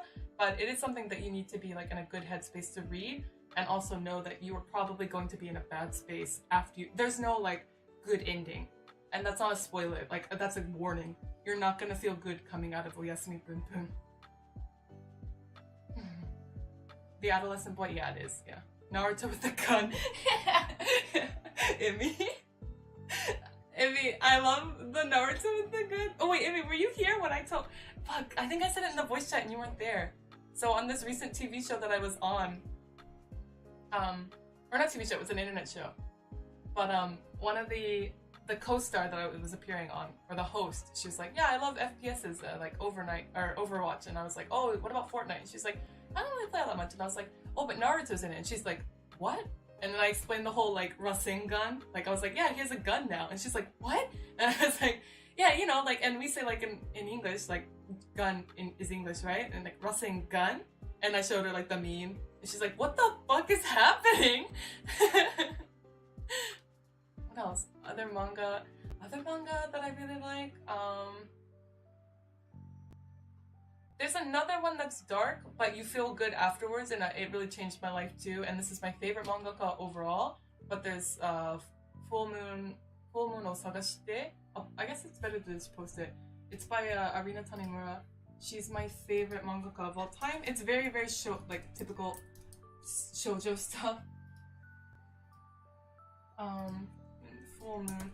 This one also has Full Moon o Sagashite. So this one also deals with like dark themes like suicide and stuff, but it's done in a way that I think is more uplifting and not like the main focus like in Oyasumi Punpun, where like it is just like it's a really happy character like slowly like experiencing life and experiencing terrible things and becoming darker and darker and darker. Whereas Full Moon o Sagashite is more like a character who's not in a good place, and she's supported by these two people who may have not come from the best of circumstances, but they all overcome it together and they come to terms with the trauma and the bad things that they've experienced. And at the end, you do feel good, and it might actually help you sort through some like emotional and traumatic things that you've experienced. I do recommend that manga a lot. Do you know the ex-Japanese actress Mitsuki? No, I don't. I've never met her. No, that's wholesome. I'm gonna check that out. Yeah, I can honestly recommend it. The anime's probably not all that good. There's a lot of singing it's like a musical themed, not musical as like Broadway, but it's very music themed manga. So the anime's soundtrack is really good, but the anime itself, I don't actually like the way they colored it, or it's like Arina Tanimura's style is like very sparkly. She like, even if it's in black and white, it just looks like it's glowing. But when they like put it into anime, it just looked kind of flat, and so I didn't really like it all that much. Oh my god, am I a nerd? Am I one of those nerd people? Okay, good. Yeah, Ken-chan, I hope you like it. Have I given everyone their link to the Discord? I feel like I might be missing someone, so let me refresh, make sure. Sorry for going off on a nerdy tangent. Vanilla from Manila's okay, and Wise Rabbit's okay. Ken-chan, do you need a link as well?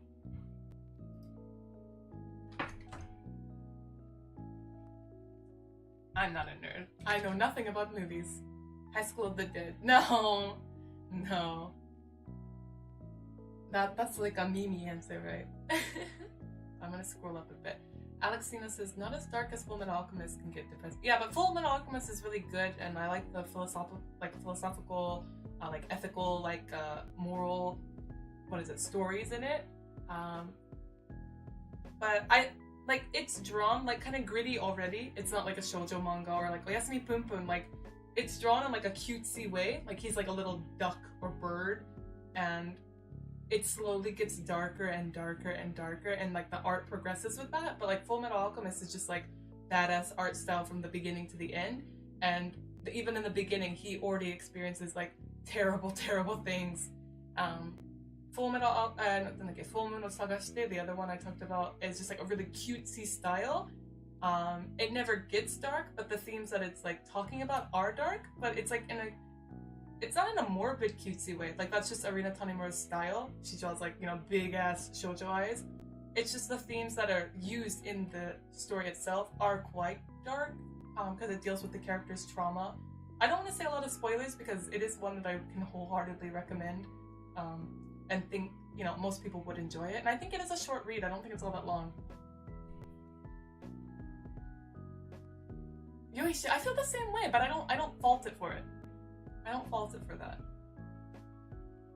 Nice background music. Thank you. I like it too. This is one of my favorite remixes on YouTube. I've loved them for years.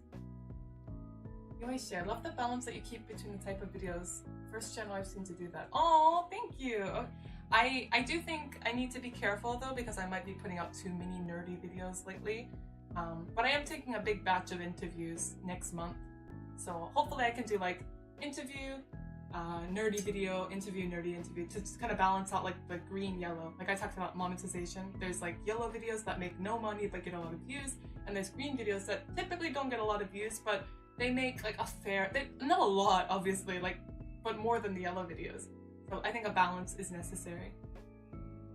Pokemon Center will always be nostalgic. Yeah, it is. I love it.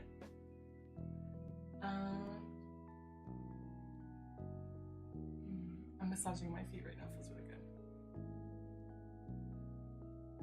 I've been going to hot yoga lately, and a lot of it's like an hour in this really, really hot room. Obviously, hot yoga's in the name, but they typically start out like every lesson with like a self massage. So I've been like becoming more in tune with like my body and like what areas need more care and what parts of my body, when they are given care, how that affects my body and my overall mood or like pain level. Well, I love the interviews. I'm a nerd, but I always watch them. That means a lot, Will. That means a lot. Because my interviews are like a passion project. Like when I say they don't make money, money isn't everything, but money helps produce the content, right? When I say they don't make money, it's not me bitching like, oh my god, why isn't this making any money? I didn't start the series to be like, oh, I'm gonna be a millionaire making this interview series. I started it because I wanted to talk to people in my industry and like I knew they were human, but every time I would look online, especially, and I'm not faulting anyone for this, but especially like foreign fans, they had like this weird idea about what the JV industry was like, and I was just like, no, it's nothing like that. But even if I said that, no one would believe me. So interviewing people, like Japanese people in the industry, and being like, look, she's a pervert, she's enjoying herself, like, and then letting them tell their stories rather than me speaking for them. That was really important for me with my interview series. And I love that. I like just talking openly about it, and like, not in a way where it's like, the goal of the interview series isn't like to get anyone like turned on. It's to be like open and honest, but we're talking about like sexual themes. So like someone's like, oh yeah, I love fisting. Like, love putting on a glove and getting right in there. They're not saying that to like make the viewer like, you know, hot and heavy. So I'm trying to be careful with how I word things. They're not trying to make you hot and heavy, but they're just talking openly about their preferences and what they like. And I love that. I love talking about it. I love listening to people talk about it. I love being open about it. Degenerates all the way. Jim, you are looking gorgeous. Oh my god, thank you. Really? No. I need to get my teeth whitened. I've never gotten whitening before though, but lately it's a trend in Japan. And because my teeth are just natural, like a natural color, they look kind of bad compared to people who are getting them whitened. I can't just take a compliment, I'm sorry. I can't. I'm like running away from the mic. You're inspiring me to hit Pilates. Gee, you should. I would do Pilates with you. If you want to do like a video together, totally. We can put one up on YouTube, watch it together, and then go at it in the voice chat. Just like, oof, oof. Oh, I'm actually really sore. I did 2 classes yesterday. I did one, which was forearm based. It's like for upper arm strength. So, especially if you work at a desk all day, apparently this area, your forearms become a little bit weak. Not a little bit, they become quite weak, so you need to like do a lot of movement where you pull back and strengthen your forearms. And if your forearms get weaker, even if you have some sort of muscle mass, fat will be able, gather here and begin to like droop down. So it's to help with that. And so my arms are actually really sore right now, but they feel good. But I can't raise up as much as I usually can. Kind of sore. I need to stretch out later. And then, the one I did last night was actually kind of life-changing. Let me take a drink. Okay. I did one last night before I went to bed. It was like intestines, like massaging your intestines yoga. So a lot of, like, there was a massage part. What else was there? Like, so your internal organs, like, I have a lot of issues with my stomach, not like this, not like that, I mean like my internal organs and the way I process things, but they taught us how to do like this, oh, it starts from here. So your intestines apparently go like this. And so we started, like, first we massaged around our belly button, and then you put your fingers like this. I have nails, but you put your fingers almost like forward. So like, put up 2, and then and then right above your thigh, like massaging right. First you breathe, and then breathe out, so your stomach is kind of sucked in, and then massage right here. Work your way up right beneath your ribs, and do that for a bit. Also, again, sucking in, like breathing and then sucking in so you get deeper. And then this felt the best. This, apparently, if you have a lot of tenderness right here, or it's quite hard, you might have a lot of issues with like gas or stress. So massage right here, then massage underneath this rib, go down here again above the thigh, and then last but not least, you make a fist with this hand, your left hand, and then you just push down like this. Just like this. And that coupled with some very, very fucking intense plank poses and down dog, I don't know what they're called in English, but downward dog, right? It was fucking awesome. It was really nice. It was really nice. I'll attend it again. I'll try to attend it again. But when I took the course, I was like, I wasn't expecting like a hardcore course because that's not what I was going for, but the teacher, like bless her, but she had the music up higher than her voice, and I couldn't hear her very well. And this is like something that's very exact, right? Like you need to know like where you're massaging, because I've never massaged my internal organs before.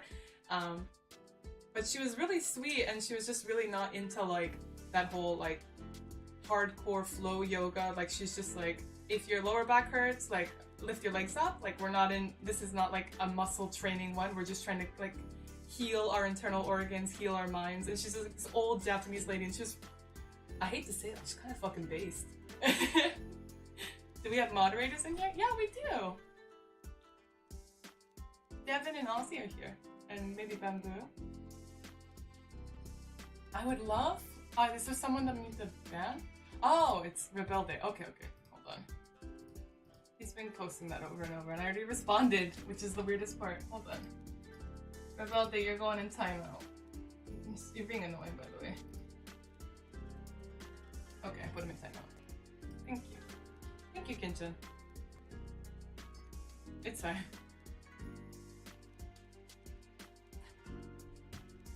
But FYI, for anyone and everybody, you should work out to build muscle and diet to lose weight and unwind that. Working out to lose weight is not the way to go. Yeah. I just noticed that when I work out a lot, especially with hot yoga, like what I used to do is I would do like cycling, and I would do some yoga at home and also kickboxing, but for some reason those exercises, besides the yoga, the cycling and the kickboxing would make me really, really hungry afterwards. So I felt like I was exercising more, but I was also eating maybe more than I would if I wasn't exercising. So I was like, kind of like, oh no, what am I gonna do? But hot yoga, it's like an insanely hot room. So when you're done, you're not like, you're hungry, but you're not like, oh my god, I could eat everything and anything. I think it's a good match for me. So if you're looking for a good like exercise routine, hot yoga is good. Like I feel like with regular yoga too, you kind of get out of your head because you're in a regular size, like a regular temperature room. There's all these people around you. There might be like, 5 people in there that are like insanely good at yoga, and you're like, oh my god, I suck, everybody's looking at me. But hot yoga, I can tell you, nobody's looking at you, because you want to know why? Because our eyes are drenched with sweat. No one is looking at you. So if you're also kind of self-conscious and worried, no one's looking at you in general, but humans do typically, we want to be accepted by our peers, right? And we get embarrassed when we don't perform as well as the people around us. So if you do regular yoga, I know when I did regular yoga, the people who are like, putting their legs behind their ears and like, doing like these crazy poses. I was like, oh no, I suck. I should get out of here. But hot yoga, no one's looking at you. I can't even look at myself because I'm like, oh, so hot. Like, I recommend it a lot. It's really good. Hot yoga, yoga and asana. Oh no, I spilled the jelly on my highs. Hot yoga is, maybe it's different in other places, but the one that I go to, it's just like this room. And I think they use stones and wood, but it is like a sauna, yeah. So I guess like a sauna. It's just a really, really hot room, and because you're doing hot yoga in a hot room, you breathe more, and yoga is all about breath, right? But with a regular temperature room, you can kind of forget about your breathing. But in a hot yoga room, you're breathing or you're gonna pass out. Like, you're already like, already. And you're sweating, and so Your skin looks really nice when you're done.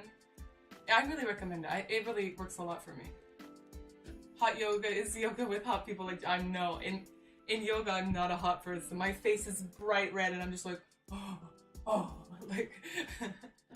And we have to do it in mask, by the way, in Japan. So we still have, they make us wear masks. So I'm wearing a mask while doing hot yoga. There have been 2 times where I did feel like I was going to pass out because the mask... I'm not anti-mask, by the way, but wearing a mask in a sauna already sounds like a nightmare. So doing like an hour of hot yoga and moving your body and like doing all of these like exercises in a hot ass room, no, you're gonna have some issues with a mask. So there were 2 times where I felt like I was gonna pass out, and so I just like stepped out for a bit, took off my mask, and just like did some breathing outside of the hot room, and then went back in.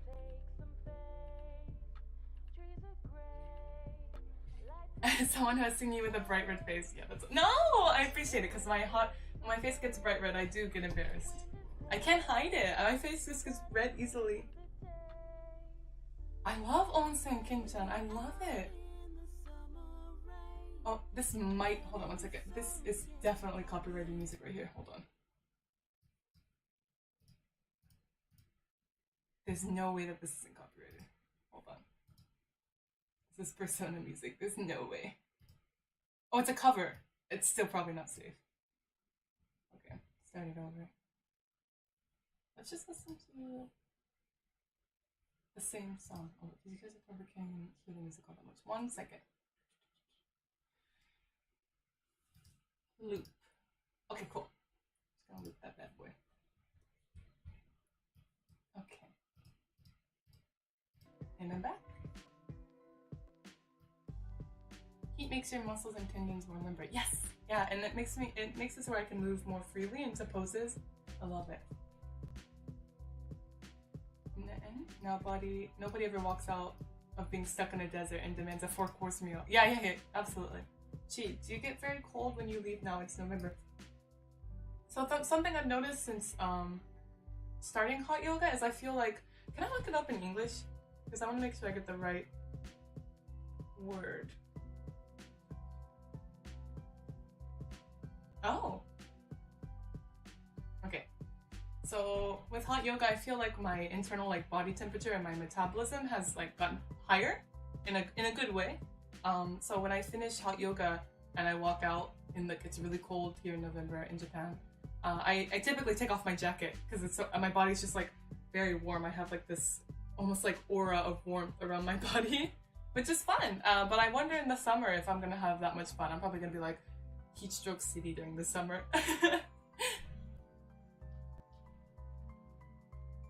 Pokemon Center theme? Okay, Shark Pick, okay. No problem, let me get that in here for you. Right here.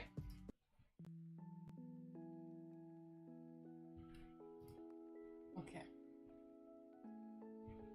When she was playing Among Us, of course, oh my god, my face is bright red. You can probably see my face bright red. I might turn bright red in this stream too. When I thought American Psycho, The Shining, and Psycho were all the same movie.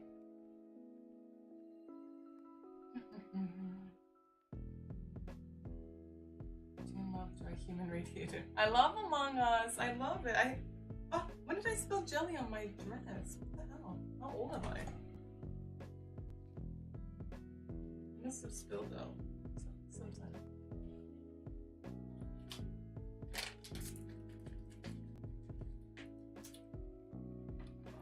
Oops, 209? Yeah, we can in a bit. I'll get that ready. June equals thick.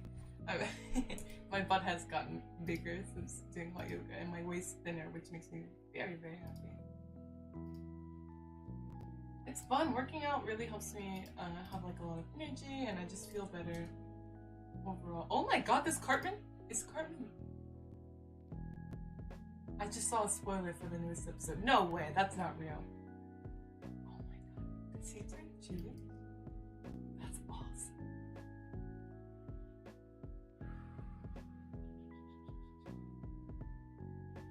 Okay, we'll listen to 209. 209 in a bit. June, you're supposed to blame it on the pandemic. Me being thick? No, I've been thick from birth. I think I was like 11 or like 12 and all of a sudden my hips just went like from this to like And it was a nightmare for little me. I was like, no, no, no.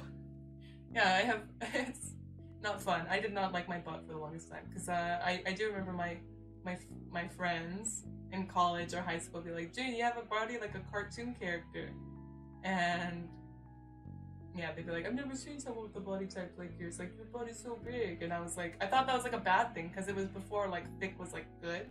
It was the time when like thigh gap and like Tumblr girls were like really popular, like sing girls too. So I was like desperate to get like a flat butt and like, you know, the thigh gap. And now it's like whiplash. Like humans are so weird because right now what's really popular is like thick like butts and thick thighs save lives, which I'm happy for, but I still have a lot of complexes about my body that I need to work through. A butt like Dexter's mom. That's what they meant. And they're like cartoon character. Like a cartoon character. Yeah, like this I never understood thigh gaps. I don't know. I thought they looked really good in high school. I really, really wanted one. I thought like, oh my god, I want one so bad. But I think even if I did lose a lot of weight, like even at my thinnest, I never had a thigh gap. When I used to play rugby, and so I was really in shape, like very fit, but I still had very thick thighs and very like a thick butt. So I think thigh gap, you can't have a lot of muscle mass, and I like working out. So I think, yeah, I'm not sure. I'm not like a doctor or anything. I don't give a shit about this really, but I think if you have a lot of muscle mass, there's really no way you can have a thigh gap. Because for me, I call it the Bermuda Triangle, but so here's my. I can't. How am I supposed to talk about this on YouTube? Hold on. Here we go. I will draw it. Hold on. Where's a pen? Okay, I got a pen. So, more personal information is showing. Okay, cool. So, I'm really nervous. Anyways,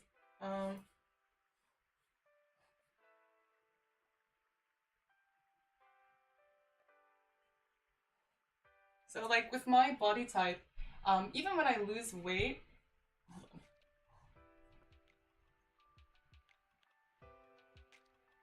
I typically have something like this going on, and which is why I call this the Bermuda Triangle. If you go in there, nothing's coming out. But so here's the belly button and panties, and then this here is the Bermuda Triangle.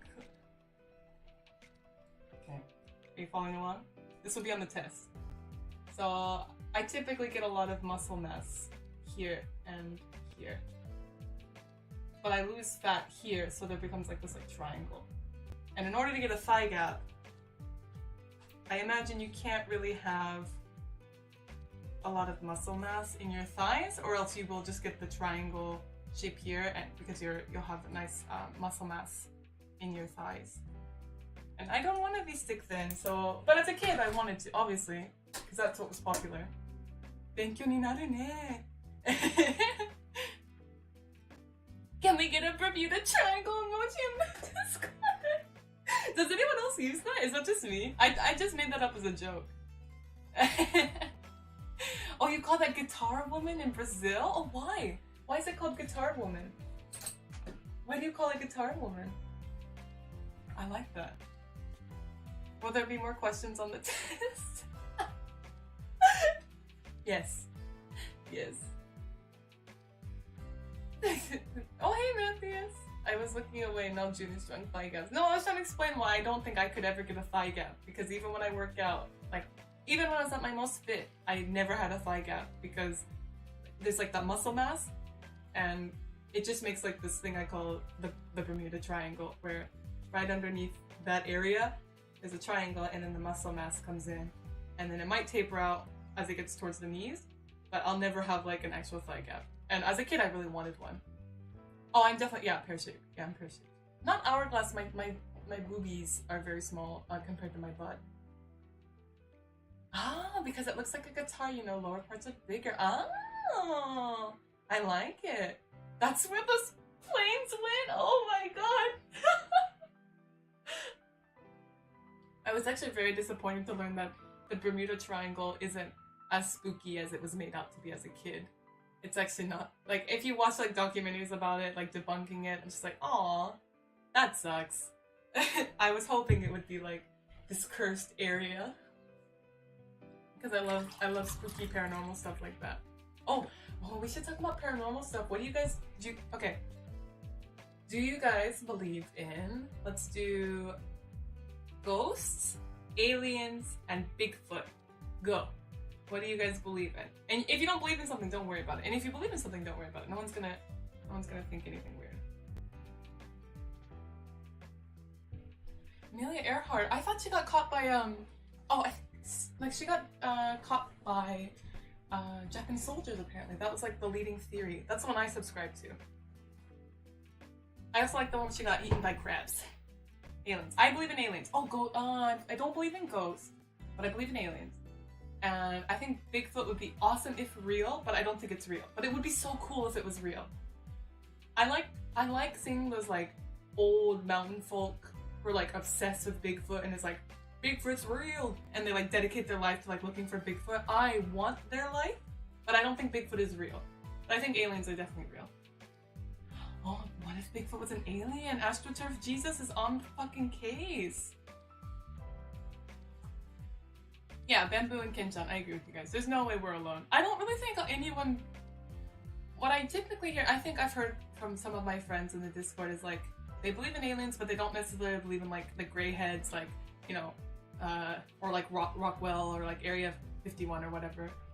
Which I can see, but I definitely, like, hardcore aliens are totally real. What they look like, I'm not entirely sure. If they make contact with us, I'm not entirely sure. I feel like they do, because if I was an alien, I would totally fuck around with some monkeys on some planet and just be like, and then like my alien friends would be like, June, stop, and I'd be like, I'm alien June, I'm gonna fuck with the monkeys. You couldn't stop me. You couldn't stop me. Ghost, yes. Alien, yes. Bigfoot, no. Ooh, ghosts are real. I like that. That's fun. That's fun. Everybody's talking Mewtwo. I'm Mewtwo GF. I like that. Mewtwo. Did anyone else make like Mewtwo fingers as a kid and like put them in? What the fuck did I do? It was like, I think it was this or like three. It was like a 3-finger thing, and then like put it into the sand to make it look like Mewtwo. Like he has the 3 little balls, right, for his fingers. I did that as a kid. But I hate conspiracy theorists keep saying that aliens built anything. Oh, I hate that too. Oh my god. Yeah, that's kind of bad. Matthias, I agree with you.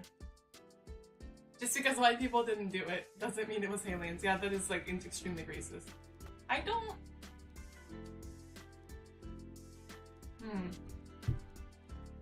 There are some videos where it's like these ancient cultures have like these certain like drawings or depictions that look very like alien-ish. And I like, just for funsies, I like to think, oh, what if aliens made contact with them many moons ago?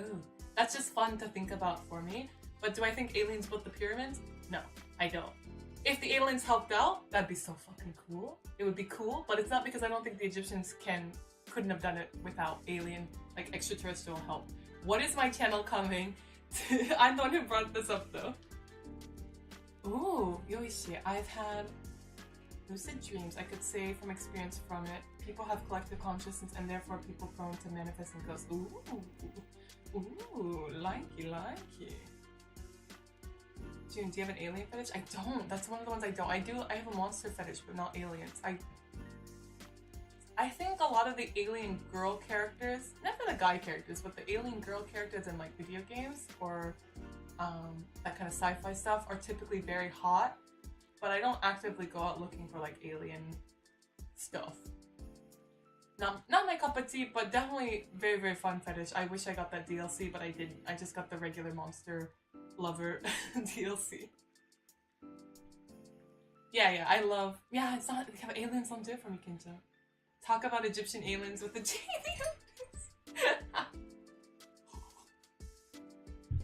You should ask this question in one of your interviews. Ask them if they believe in aliens. Oh my god, I should. You know what I actually really wanted to do? Was, and I'm gonna make like a compilation of like certain questions, like, you know how I always ask like, what does JV mean to you, to all of my guests? I'm just gonna take that one answer and then compile it into one video. So it'll be like, what does JV mean to JV, to people in the JV industry? But what if I like did a bonus question that I didn't release into any normal interview? I was like, do you believe in aliens? And then I just compiled what JV stars think about aliens, and I just like maybe, you know what, I am working too hard and not smarter. I should just be kind of memey like how I am in my my actual personality. What I actually really want to do is like Eric Andre style interviews, but I know that'll get me deported really fast.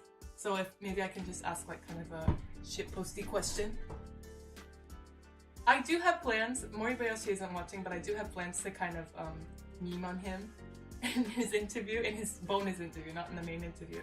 But it's only 2 jokes that I have written and planned. And they could go badly, like he might, because Japanese people sometimes get kind of like offended quite easily, because there's like, that whole respect thing is really important, which is why I'm nervous, but I kind of want to dunk on him with 2 jokes I wrote.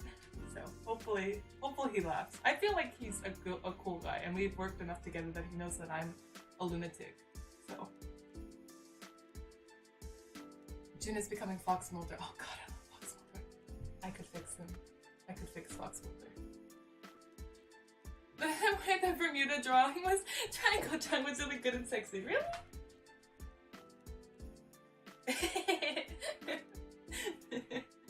I appreciate it.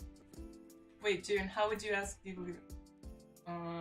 宇宙人を信じてますか? 宇宙人信じてますか? Do you believe in 宇宙人? I know you'd have the hot. Who doesn't have the hots for Mulder and Scully? Were like, that's a bisexual nightmare right there. They're both extremely hot. Bye, Dennis. Good night. 宇宙人。そうそうそう。こんにちは、ゆまさん。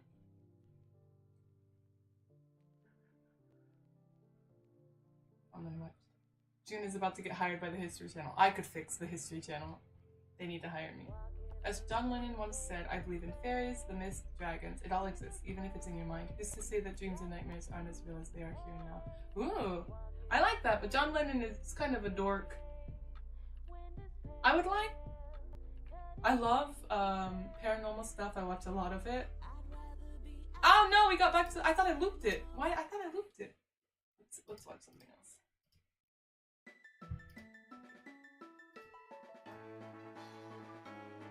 Can you only loop it like once? Oh. Right, we're doing Route 209 daytime. Can I do a Mewtwo cosplay? I'd like to. Scully's hot. There you go. Bamboo came out of the woodwork to say that. Got work. Good night, White Sabbath. Thank you. Thank you for supporting my channel. Never look at a guy and think I can fix that. It doesn't look well. Does it end well? This is the original one. Yeah. I like the original. I like the new one. I think they did really well with the soundtrack. If they release an official soundtrack for Brilliant Diamond and Shining Pearl, I will buy it. I don't think they've really released a lot of game soundtracks though lately. They did when Sun and Moon came out though. I don't remember one being released for Sword and Shield. Was there an official release? Planning to see Ghostbusters Afterlife? Probably some cute girl will ask me to go see it and I will say, I have this really cute female friend who is like really into movies, and she, bless her heart, she thinks because I'm American that I know about movies and I don't. And she asked me to go see the new Matrix movie with her and she was like, "Dude, you know about the Matrix, right? It's really popular in America." And I was like, "My dear sweet summer child, I need you to know that I am an idiot and I've never seen a movie in my entire life." But I'm gonna go see it with her. I've never seen any of the Matrix movies. But she'll probably ask me to go see the Ghostbusters movies with her. Yeah, she probably will.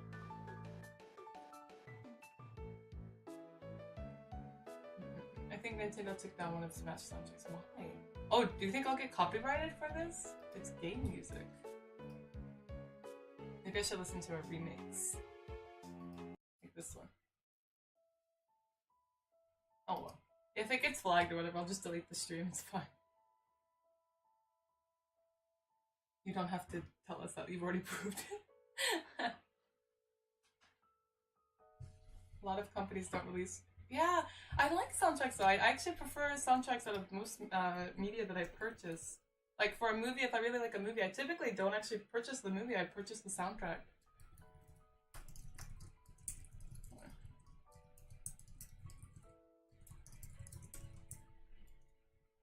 I'm looking up to see if they have it.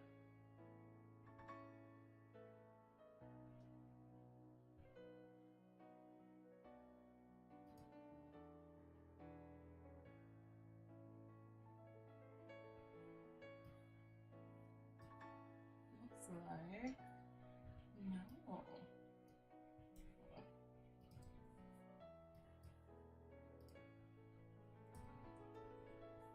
I like this. Hold on. Oh, it's shopping. No, I don't see it coming up. That sucks. But Kinchan, here you go. Here's an even easier way to say the 囚人がいると思いますか?思いますか is like something I feel like a lot of Japanese learners know. But Kinchan, I know your Japanese is good. Hold on 1 second.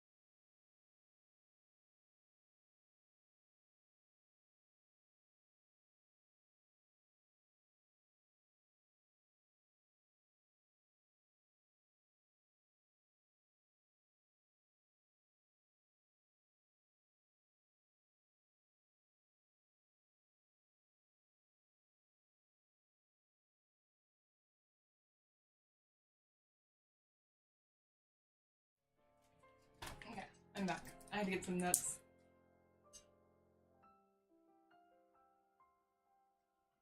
Okay.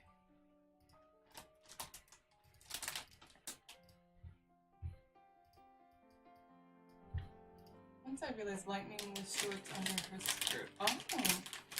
I turned it on.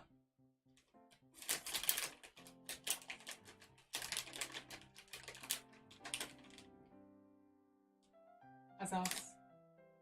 テキストでアザス。アザス。おかしくないよ。Azas. I don't really use it unless I'm like making a joke though.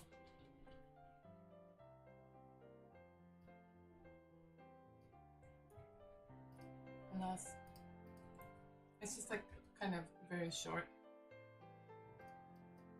Here, write it like the way you spelled it is fine, but do this one too. Hold on. Kinchan, the way you spelled it is entirely correct, but this is also funny to me. Okay. June gonna hit that Doki Doki wall slam. What's a Doki Doki wall slam?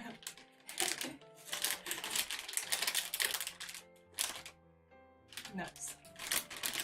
As original game soundtrack that I love. An original game soundtrack that I love is one from Cyberpunk. Oh, is it really good? I haven't listened to it. I'll check it out. Kinchan, you're fine. You have like a, what is it, like a basis for Japanese already? Because your mom speaks it and you speak it at home. So if you just like kind of like started studying, I feel like you would surpass like a regular Japanese language learner really fast. I mean, it isn't about surpassing other people, but I feel like you know a lot more than you give yourself credit for.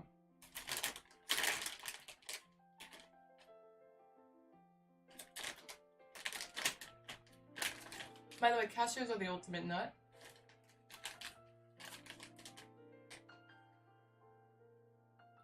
I love cashews. I'm gonna scroll up just a bit. Kinchan, I compliment you all the time. You're fine. Devin likes the Final Fantasy 13 soundtrack. If I can do the Lavender Town theme, let's do it. Lavender Town.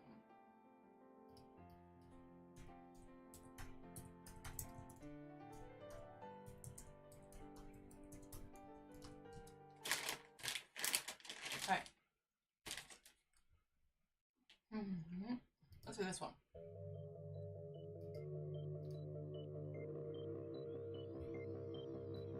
It's a remix by one of my favorite artists. Not very suiting of the tone. It's a remix.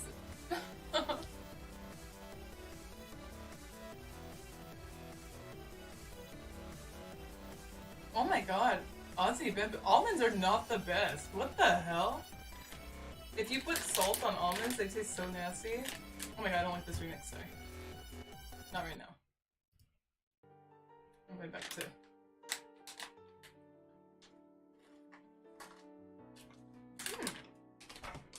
Delicious.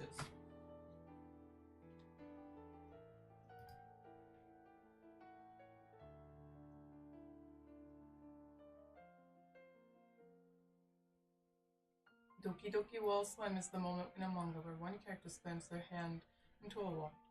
Isn't that kabedon? I thought we all called it kabedon. Like that's what it's called in Japanese, and that's what I've always known it as even in English. Doki Doki Wall Slam. Who calls it Doki Doki Wall Slam? Is that like something like an anime YouTuber just started using? Pistachios are fucking amazing, yes. Charpig is like, pistachios are OQ. Oh my god, Matthias, are you a psychopath? What? Peanuts? Peanuts are the... What?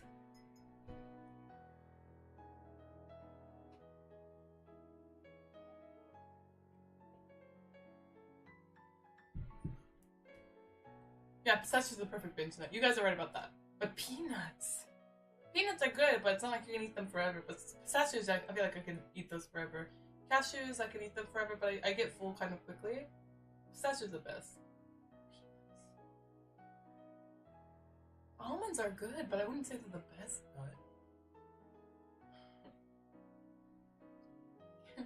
壁ドンしてあげるよ。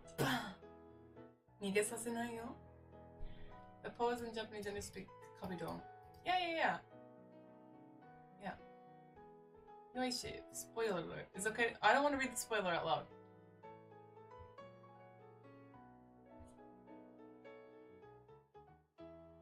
I didn't know that was the plot of the game, though.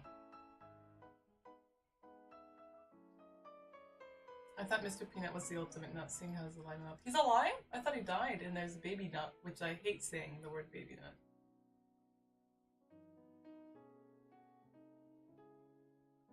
Oh, your cousin's allergic to them.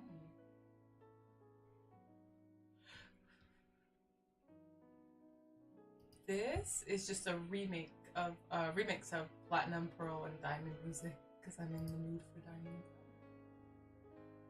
When are you making your Seiyu debut? I don't think I can make a debut. I am currently a JV actress, so I don't think a lot of agencies will be very fond of me, so I just have to... I have some... like ASMR roleplay videos, not necessarily like, you know, like actually like these roleplay videos where I'll just like read a script and act out a character, and you could like plug in your headphones and you just like pretend that you're there. I'm uploading some of those soon, and hopefully I can use those as like a voice acting portfolio. And I'll just start like applying to a bunch of voice acting jobs. I really want to do voice acting, but I don't think I could make like necessarily a debut out of like debut kind of implies that I'm like joined an agency for voice acting, but I'm just gonna go at it my own way. Nutella's not vegan, but you can get vegan Nutella. Would you be down to voice a character in English? Of course. I think I could do much better in English than I could Japanese, because I'm not a native Japanese speaker. So even if I pronounce some words really, really well, there might be like certain flow in how I speak, certain intonation, and like the rhythm or pitch where it could like kind of give away that I am a foreigner speaking or reading a Japanese script. But I feel confident if it was like just single lines that I could read it in Japanese, no problem. There's like a difference between being able to read and understand Japanese and also acting in it. And like typically my acting roles in JV or movies that I do here in Japan, I'm acting as like a foreigner. So they usually want me to ham it up and like purposely mispronounce words and go like, oh, hello everybody. Like, so, it's, yeah, but I would really like to voice act. Oh, thank you, Matthias. I'm really excited. I'm really, really excited. I have one that I am just so stoked to do. I'm just kind of trying to play around with my mic a bit and make it as like high quality as possible for the video. But I'm very, very excited.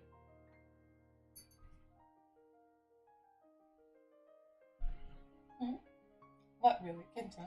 What? That they want me to... Yeah, it's called katakoto. Katakoto, where they want me to be like... It's kind of racist. I used to say no, I won't do it, but I eventually got over it. They make me go like... nani? Konnichiwa, everybody. Watashi wa Jun desu. Like, it's that like stereotypical foreigner speak. It's called kata... There's a word for it. It's called katakoto. Like, watashi wa Jun desu. Hajimemashite. No, hajimemashite. Like where you put the accents on the wrong parts of the words. They ask me to talk like that all the time in my films. Yeah, they tell me to mispronounce words. Yeah. Yeah, they like it's their rocks hard. Yeah, they like it when well, I'm not when I say they, I'm like generalizing, but I actually remember one of my first films. I can't say the director's name, but it was one of my very first films. If you know my work, you'll know which one I'm talking about. But I played like this foreigner visiting Japan, and the director was like, "I'm gonna need you to butcher your Japanese," and I was like, "What the f? I worked so hard to study it. Why would you?"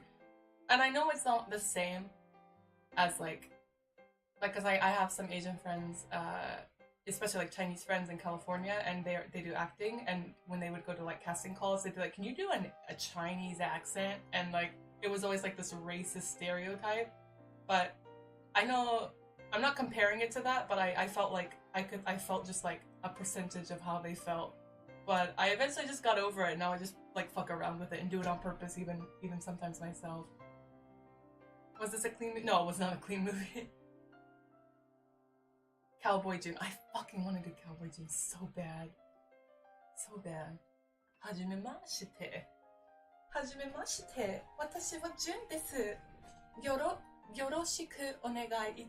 I can't even like mess it. It's hard. It's actually harder to mess it up. Yoroshiku. Oh yeah, yoroshiku onegai ishimasu. Like you have to fuck up where you put the emphasis on. So it's actually harder to like fuck it up than to like because I work so hard to like speak normally. Like I studied a lot. I did a lot of like those repeat exercises, which works the best for me. Like where I would listen to like audio Japanese native speaking something and I would just repeat it until it matched up like with the tempo. And then I debuted into JV and they're like, yeah, can you kind of just like talk like an idiot on purpose? And I was like, why? Hi, Caesar. Cowboy Faye Valentine, number one, I want to believe. Oh god, I love Faye Valentine. Have you met Fukudayami? No, never. She's way too famous. That's like insane levels of famous, and we have so like our body types are so different that I don't really like see us appearing in a film together. Like she's like super slender, like she's had a lot of work done, right? So her face is like perfect, and her body also a lot of work done, perfect. I don't really see us appearing in a film together. Alas, it's after midnight. Good night, Rochelle. Good night. Sleep well. Hello, Justin. Have I ever met Raina Trindle? Never, no. Is it similar to Jibril? Hold on. Oh, I like this one.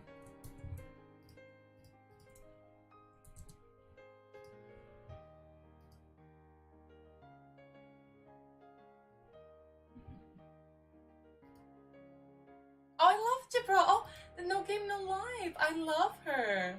I know the series gets a lot of hate, but I liked it when I watched it. I know, I think I only watched the first season, and I watched it like, I think as a sophomore in college. I liked it.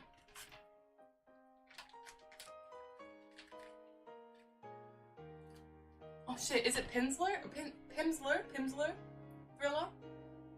I think I used to listen to like Pimsleur audio to learn like Spanish and stuff, or like Russian or German, and they would do like repeat after exercises, and those always really helped solidify it, and they would start from the end. So if you said like, I don't know, nani? Omizu nomitai desu. Like, I want to drink water. The Pimsleur method was like, they'd start with des at the very end, so they'd go like des, des, des. Then they'd go like, tai, nomitai des. And it really helped working backwards for some reason. I don't know if Pimsleur is still a thing, but I just remember it really helping. Ken-chan, do you intentionally add a Japanese accent when you use English? Yes, because I want the audience, so I'm just thinking sometimes when I can't use those words here, because they're explicit, like, very raunchy. But I do it in a way that Japanese viewers can understand. And I've been told by Japanese fans that they get really excited when they can understand certain words. So if I speak with like a more Japanese intonation when I'm speaking English, it makes it easier for them to understand, and I think they feel even better when they watch my films. Matthias, I'm fluent in English, but my pronunciation can sometimes go to the shitter when I'm tired. Oh, yeah. Me too. I'm fluent in English, but when I'm excited, I mix up all of my words. My mods are great today. Thank you, guys. I never really used Rosetta Stone. It was too out of my price range as a kid. But Pimsleur was rather okay to get, and I'm pretty sure I just like got it off the internet as a kid.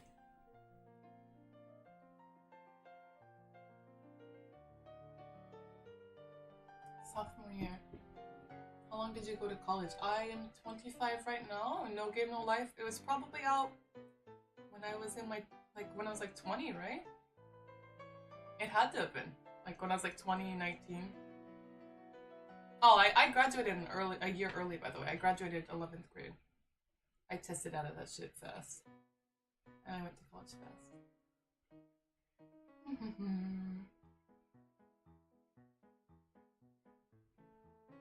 Hold on. Oh, Pierre Ken said, okay, Caesar. He said I could interview him. So he'll be on maybe December batch of interviews, hopefully, if our schedules add up.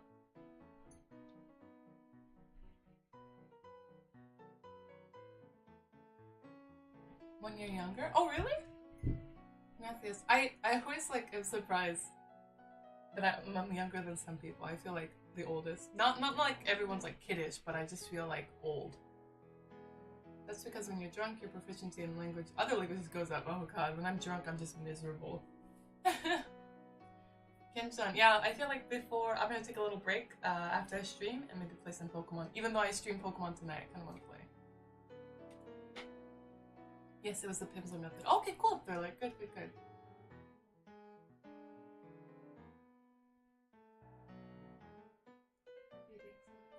Shuji Yamada, hey, you're a new fan here. Love your work. Thank you, Shuji. Thank you. Hi, Tony Gilbert. Hello.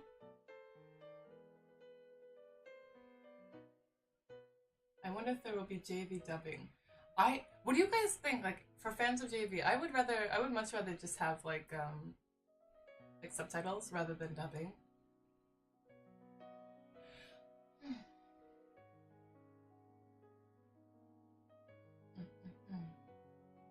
Gonna be hearing a lot of that sort of bit.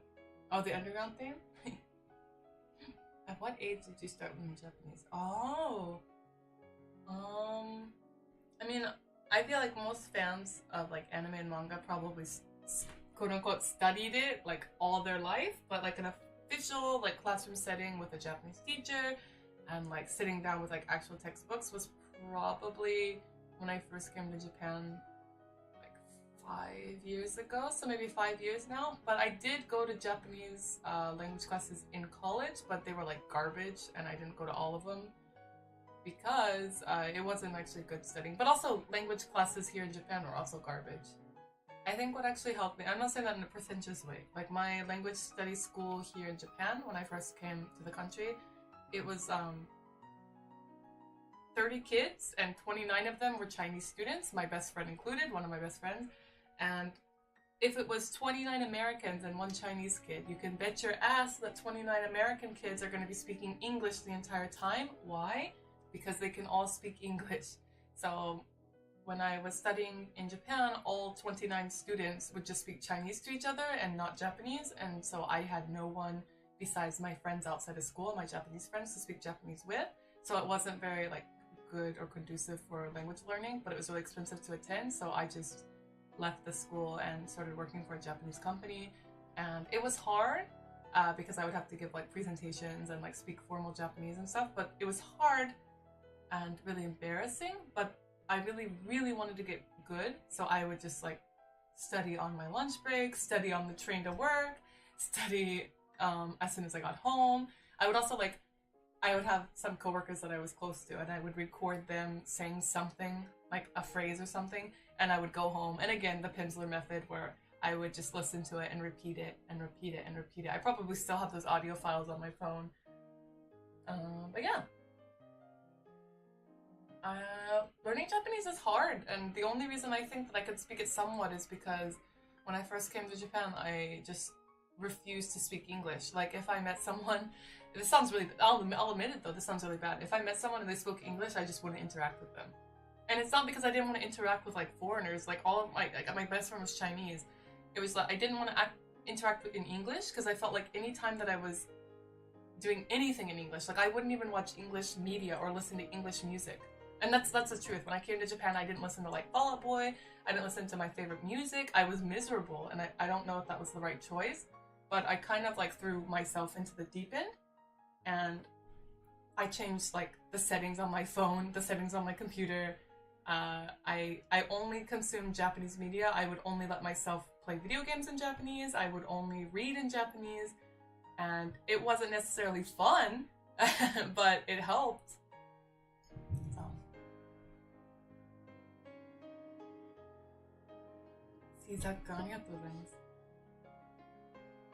Did you try Taken or RTK? What did I use? I have my textbooks if you guys want to see them. I could bring them.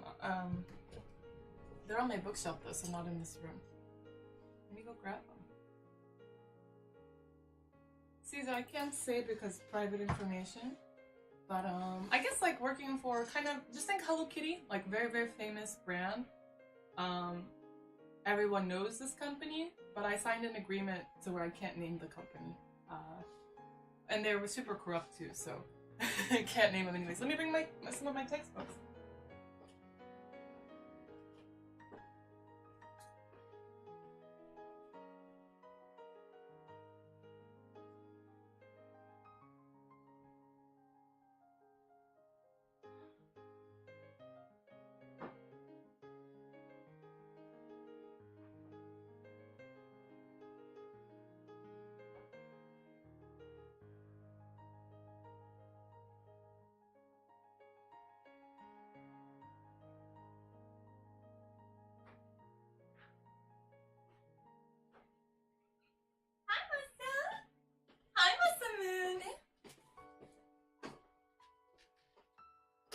I hope no private information is written on these. Here's some. They're not all of them, but this is some of them.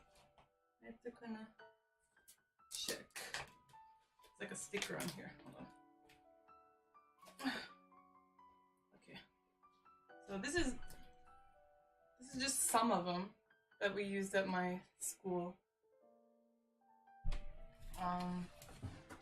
I think the JLPT is a scam, but it's required for some people to get some jobs, but I've never worked or applied for a company where it was necessary, but I've never worked at a company where there were other foreigners, so.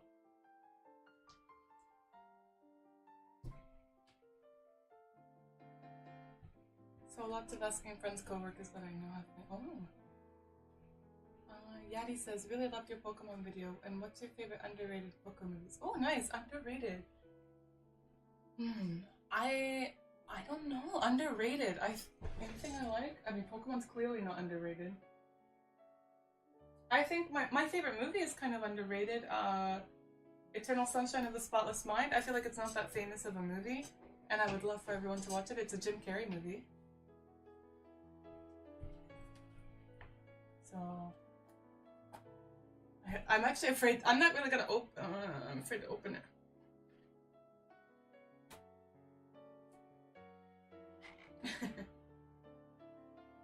I'm afraid to open it. Did I write anything? It's like my handwriting is so shitty.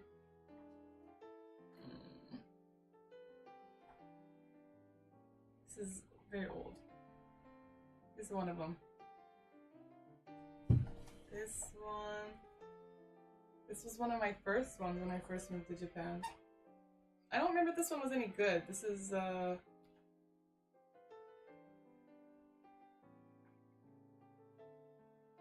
my god.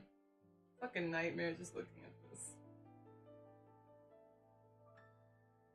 Oh my god. I'm sorry, I was gonna show the inside of these, but I'm like embarrassed.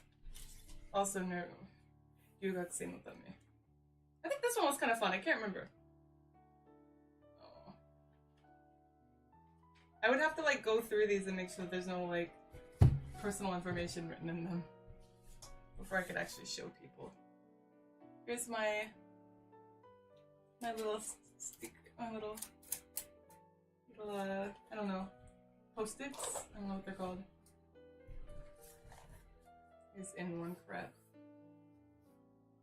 I haven't looked at this in like 5 years.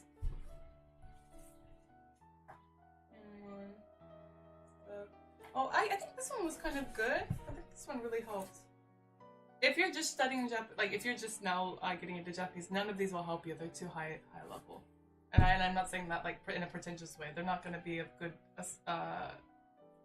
use to you if you don't have a basis of Japanese. If you can't read Japanese, like if you can't read like hiragana, katakana, and a good level of kanji, none of these books are going to help you. It's obviously not in one.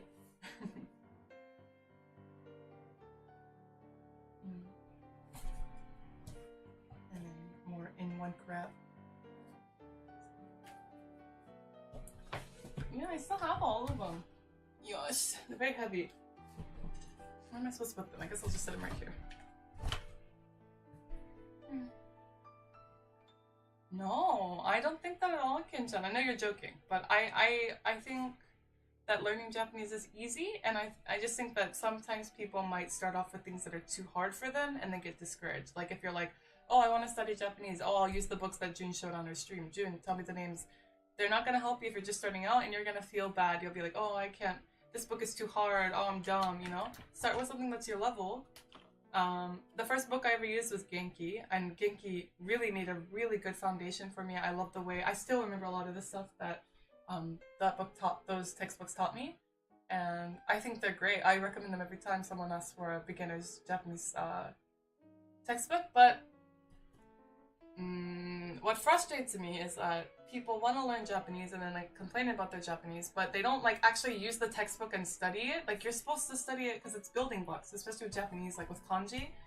You have to know, if you look like Japanese kids, when they learn kanji, they learn like, I think I have a book with it in it, but they learn like the really, really simple ones that are used, for example, like moku, ki, like for tree. This is really easy to understand. So little kids will learn this one, right? And then later down the line, you can learn to put, if you put 3 of those together, you get mori, right? So you can't just like, you know, oh, I want to learn Japanese, so I'm just gonna play all of these video games in Japanese and hope for the best. You can't do that because you're just gonna like beat yourself, like you're beating your head against the wall. It's not gonna be very good studying material. But if you do the boring crap like this is not fun. Not fun. No matter how much you like Japanese, not fun. So I think, you know, actually reading the textbook as you should, especially with Genki, from beginning to end, and doing it in order and doing the exercises and memorizing the kanji as it's given to you. Because at the start of every chapter of Genki, they give you the words that are going to be used in that chapter, the kanji that you need to know by the end of the chapter, and then those words and those kanji are used again in the next chapter, the new chapter after that. So it builds upon itself and you get like actual language comprehension rather than just being like, I'm going to play Pokemon in Japanese, but I can't read Japanese. Like, you're not going to have a good time. You have to do the non-fun, non-video game, non-anime related stuff. That way you can kind of enjoy and use the video game stuff to your advantage. But I will get off my high horse.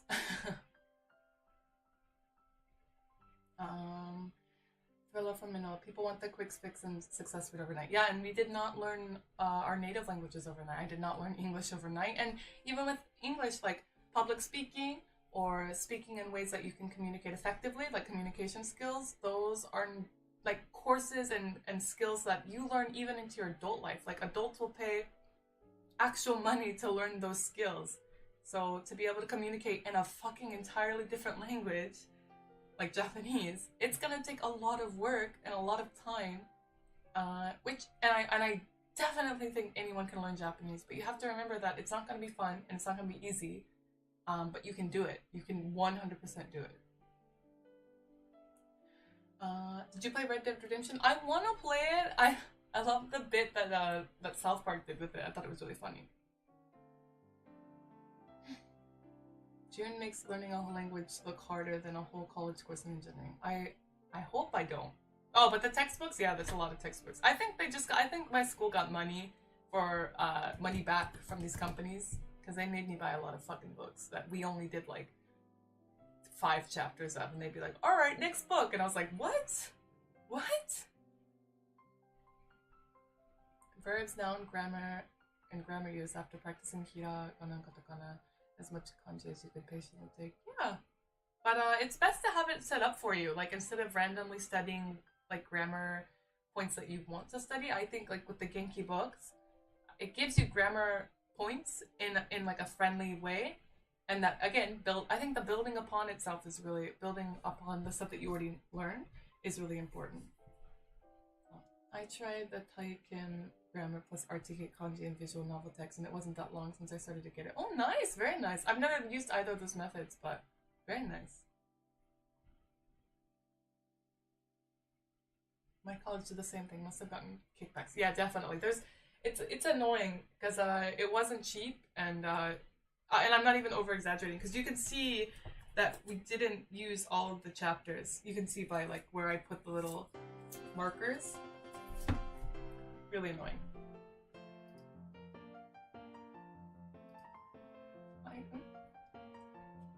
Best advice is to mingle a lot with the locals. Yeah, definitely. And you must have to put some effort into it. I've seen foreigners which have been here twice as long as I have, and the Japanese is crap. Yeah, I think it's a choice that you make. So I did work with some. Let me turn on this music a bit though. So high paced. Anyways, when I'm not shitting on them, like they can live their life, but it's kind of embarrassing. Like I would come to Japan, and I worked at this English school for half a year, and the other, I hate being negative. It's like I'm making fun of them.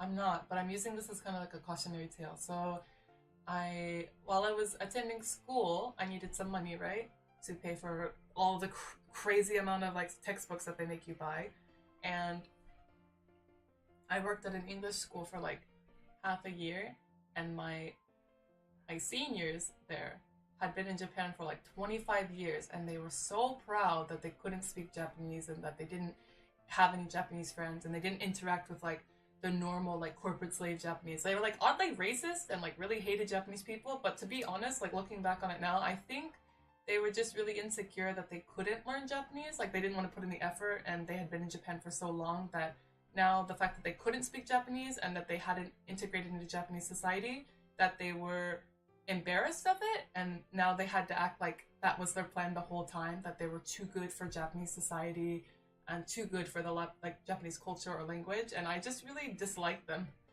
It's like, and all they ever did was just go drinking with each other at like pubs and like stroke each other's egos, like, or yeah, I would never learn Japanese. Like, this country is fucked. Like, it's just embarrassing. And I was like, I'm good. I'm gonna go study. Yeah, why be there? Yeah, I don't know. I think it's a problem with a lot of English teachers and a lot of foreigners in Japan. I don't know. I like why don't you just go back to your country and not like in a racist way, but why like Japan isn't really all that friendly to foreigners anyways, and not knowing the language is actually quite difficult to navigate and like live comfortably in the country. So like just go home. But I guess maybe being an English teacher, like they can't really be an English teacher in their home countries, or it's not as like because English teachers are kind of like well regarded by Japanese citizens. So, but in like an English teacher in America is just like it's an English teacher. If not, they kind of if anything they kind of get like the butt into the jokes, you know, like oh you studied literature, but in Japan it's like oh wow an English teacher wow oh my god you're teaching my kids English wow it's maybe a little bit more higher up on the totem pole than like a regular English teacher in America, so maybe they like feeling special. But I'm not saying for all English teachers. Like I have a friend right now who's applying who's like insanely overqualified. She's in the Discord. She's like overqualified to be an English teacher, but she's applying to be one right now. But I know she's not like that. I know she's not. You know, she's not like that. Japan's not friendly to anybody. Yeah, to be honest, you're right. You're absolutely right.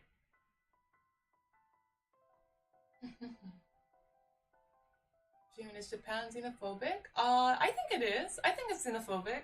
My first corporate job here, they were insanely racist. I was the only foreigner that worked there, but it was really bad to where I was like, I'm not even human. Like they made me feel like I was like garbage. Which is why it's really funny that like now I work in the JV industry and I actually feel like a human and I feel like well regarded and like respected. But in like a norm and like you know on the outside people are like oh my god June is being like degraded and like oh no they threw away their life, but I actually feel really good and I feel like I have more agency and I feel more like a human than I ever did working at that corporate company, the one that I can't name because I signed an NDA or just like a I can't say what the company was.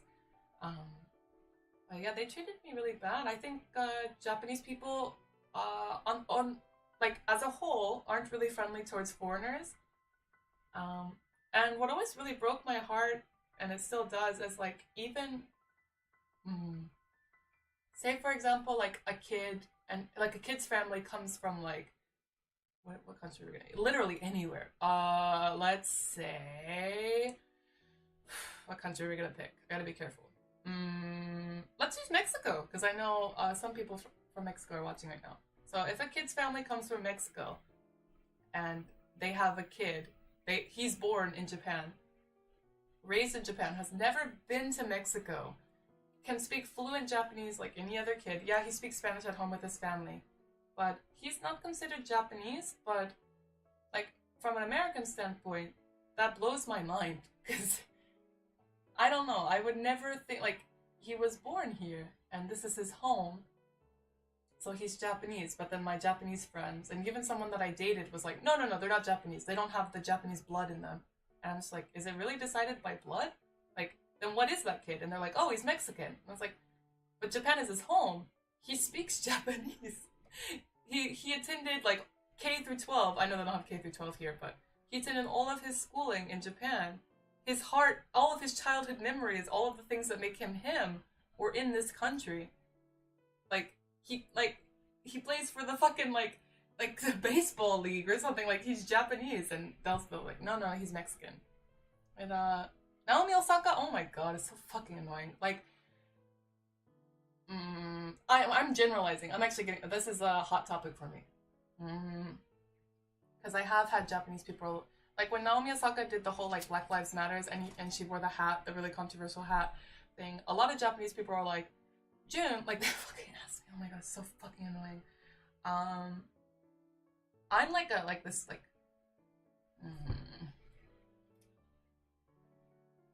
How do I put it? I'm like this. Fuck. I don't know the actual word for it. Like. Japanese people often ask me for my opinions on like world events or anything that involves foreigners, as if I'm like the speaker of for every foreigner in the world. Like, if that makes sense. I don't know, like the mouthpiece, the speaking head. I don't know the English word for it. I don't know how to express it. But when Naomi Osaka was doing things that Japanese people didn't like and saying like, yeah, Japanese people are racist, they got really offended.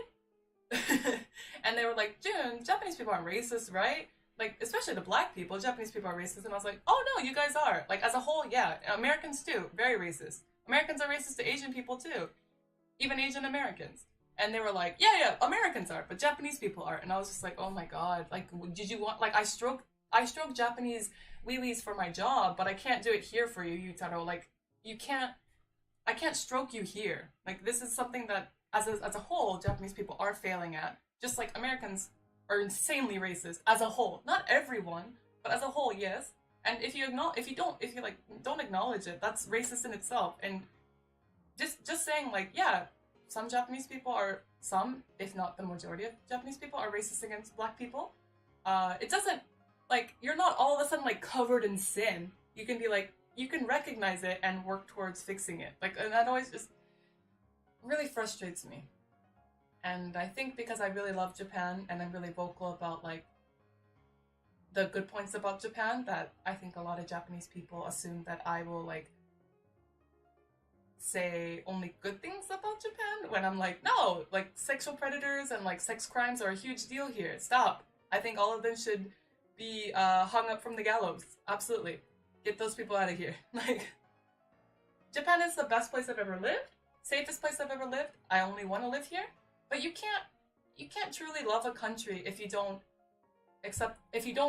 talk about the parts that make it really bad and the parts that you want to fix. Like, if you had like a friend that you really loved that was doing terrible things, if you truly loved that friend, you would want them to get better, right? Like, if your friend is a junkie, you're not like, oh no, I love my friend so much that even if they're a junkie, it's okay, right? You wouldn't do that. You would want your friend to get better, which is why you'd be like, hey, dude, you're a junkie. And they're like, whoa, I wouldn't use that word, like overgeneralizing, buddy. No, you have to recognize the bad stuff so that it can get better. And I know I kind of got on a soapbox there, but I feel really strongly about this kind of topics, so I do apologize for getting kind of chatty there. I spoke Japanese for my job, but I can't do it here. Yeah.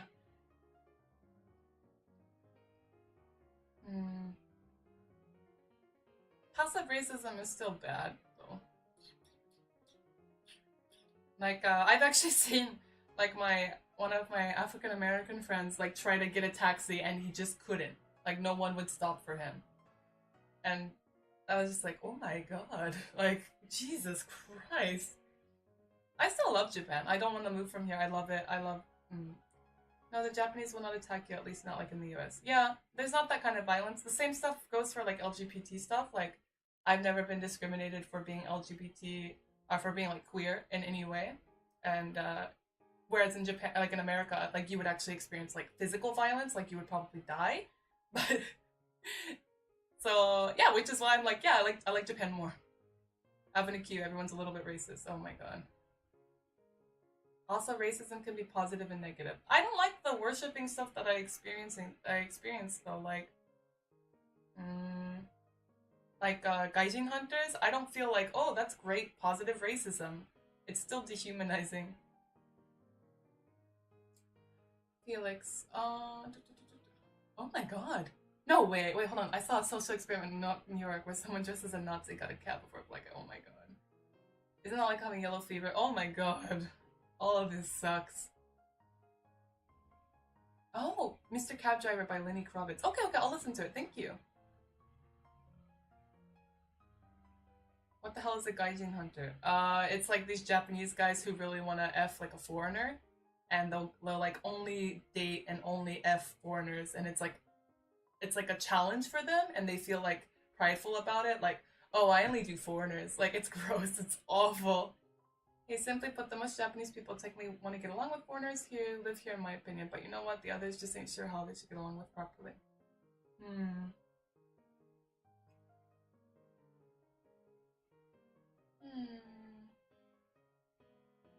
Yeah, I would say as a whole, most Japanese people are really interested in being friends with foreigners. But whether or not they consider, like, you know, like America, like I mentioned the kid, like if he's like raised in Japan, speaks Japanese, had all of his like most important life experiences in Japan, he's not considered Japanese.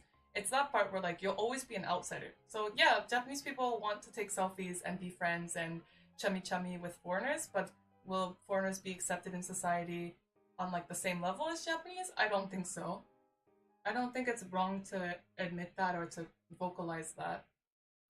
But living in Japan is nice. Like I can say good things and bad things. Foreigners are like white women, all foreigners, like especially black women and especially white women. I've ran into girls like that in Japan. It was gross. Yeah. Miss your board of Chicky after the interview. Oh, it's got too heavy to carry around.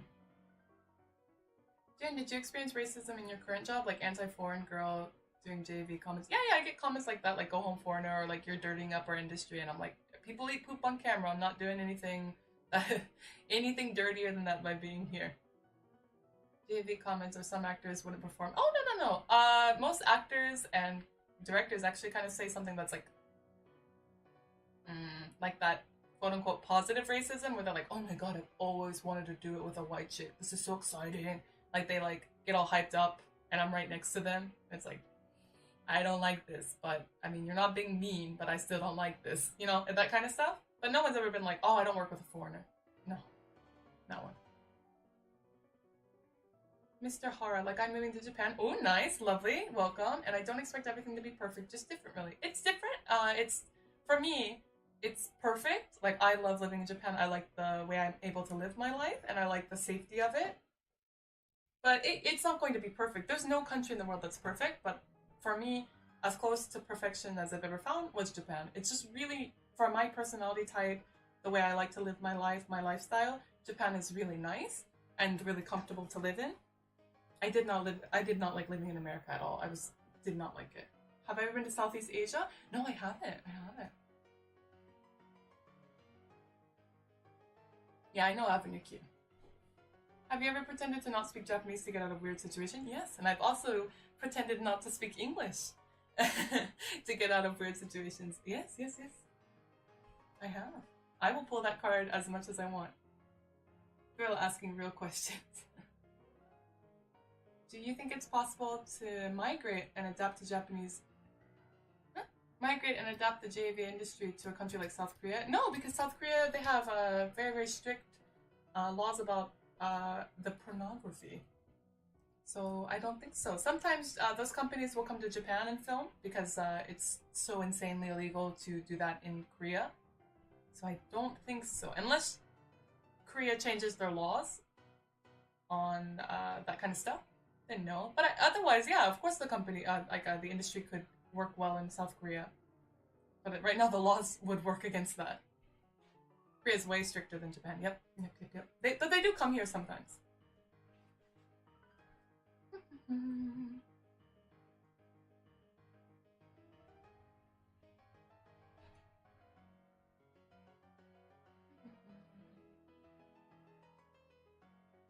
I'm just looking at comments. Sorry. Hold on. Mama says, to be honest, I'm glad you got passion for your AV content. You're true to yourself. Oh, thank you. Base tune is awesome.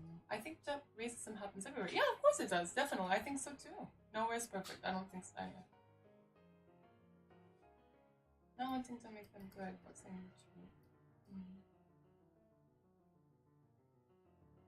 You're now the spokesperson. Ah, thank you. That's the word I was looking for. The spokesperson or like the ambassador. Thank you guys. That's the word I was looking for. Yeah, spokesperson is the word I was looking for. June, I get that too from my people at my job because it's in Norway. Oh. I think they think you're a new perspective, but you really probably have the same perspective as them.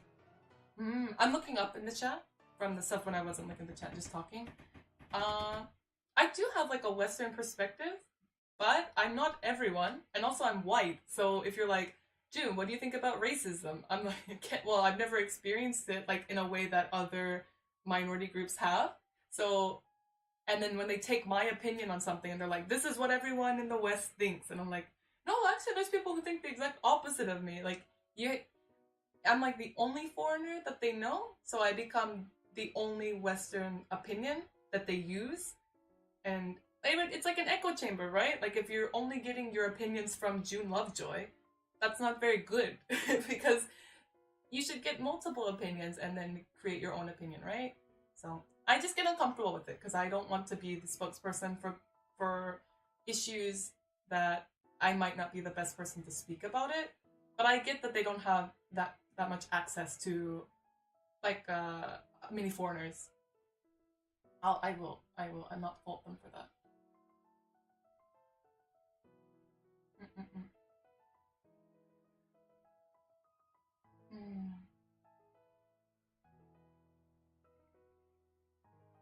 I see. Corporations dehumanize everyone. Oh my god. I'm at the top of the chat. I'll look at the bottom in just a second.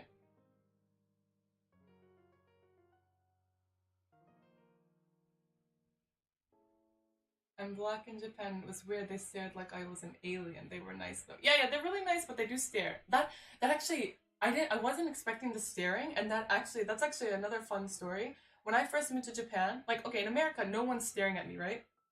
Unless they're looking at my ginormous badonkadonk. But for the most part, no one ever stares at me. And also, I didn't ride trains and stuff, right? I had a car, so not a lot of people have a lot of time to look at me. But when I moved to Japan and I would like ride the train to school every day, people were just like stare at me and it freaked me out. I was like, do I have something like I'd like get out a compact mirror and like, do I have a booger in my nose? Like I was like freaked the F out. And it gave me really bad social anxiety. Like I couldn't leave my house for a while when I first moved to Japan. When I actually I wrote a paper about that too. I had never experienced that. And actually there was one time when I worked at a different part-time job. It wasn't the big corporation one, but it was a smaller part-time job. This little girl came in with her mom, and it's like I can't say the company name just for privacy reasons, but it's not a big company anyways. It was like they sold toys, just like a toy store kind of thing.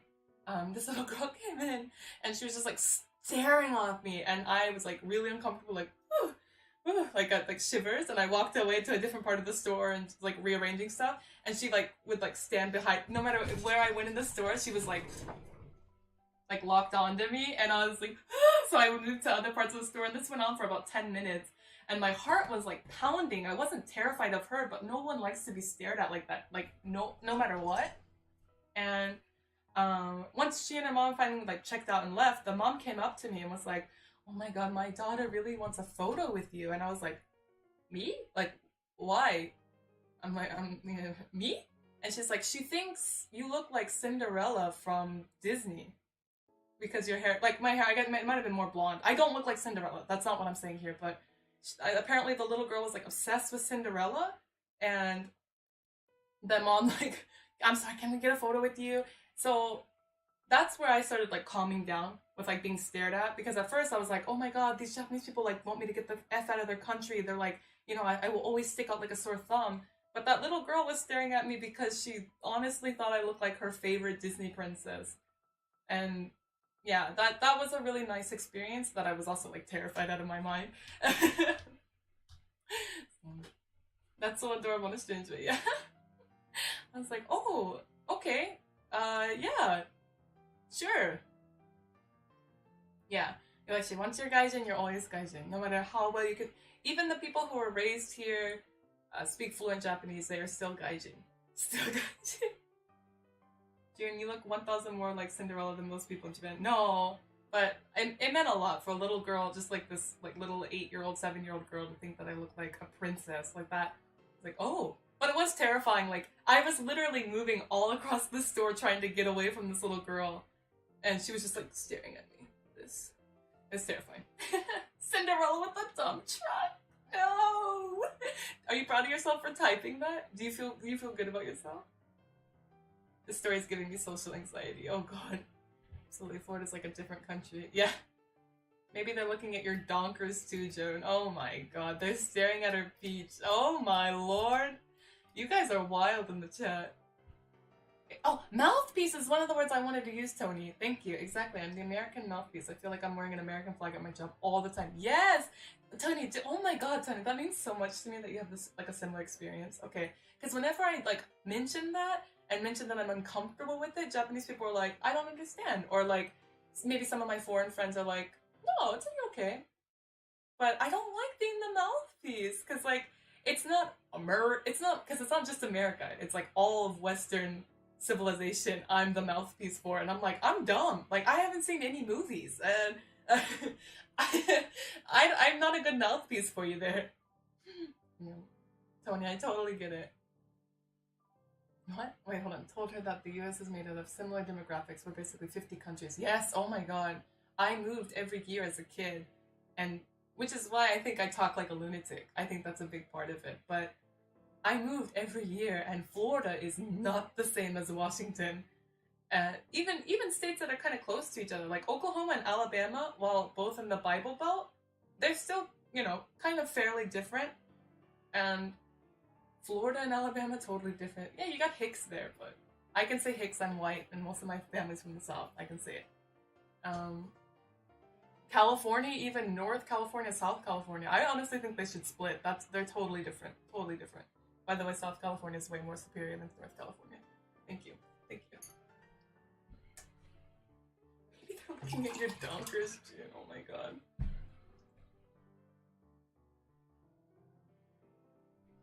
Oh, I love the countryside in Japan. Sorry, I'm looking a bit up in the chat.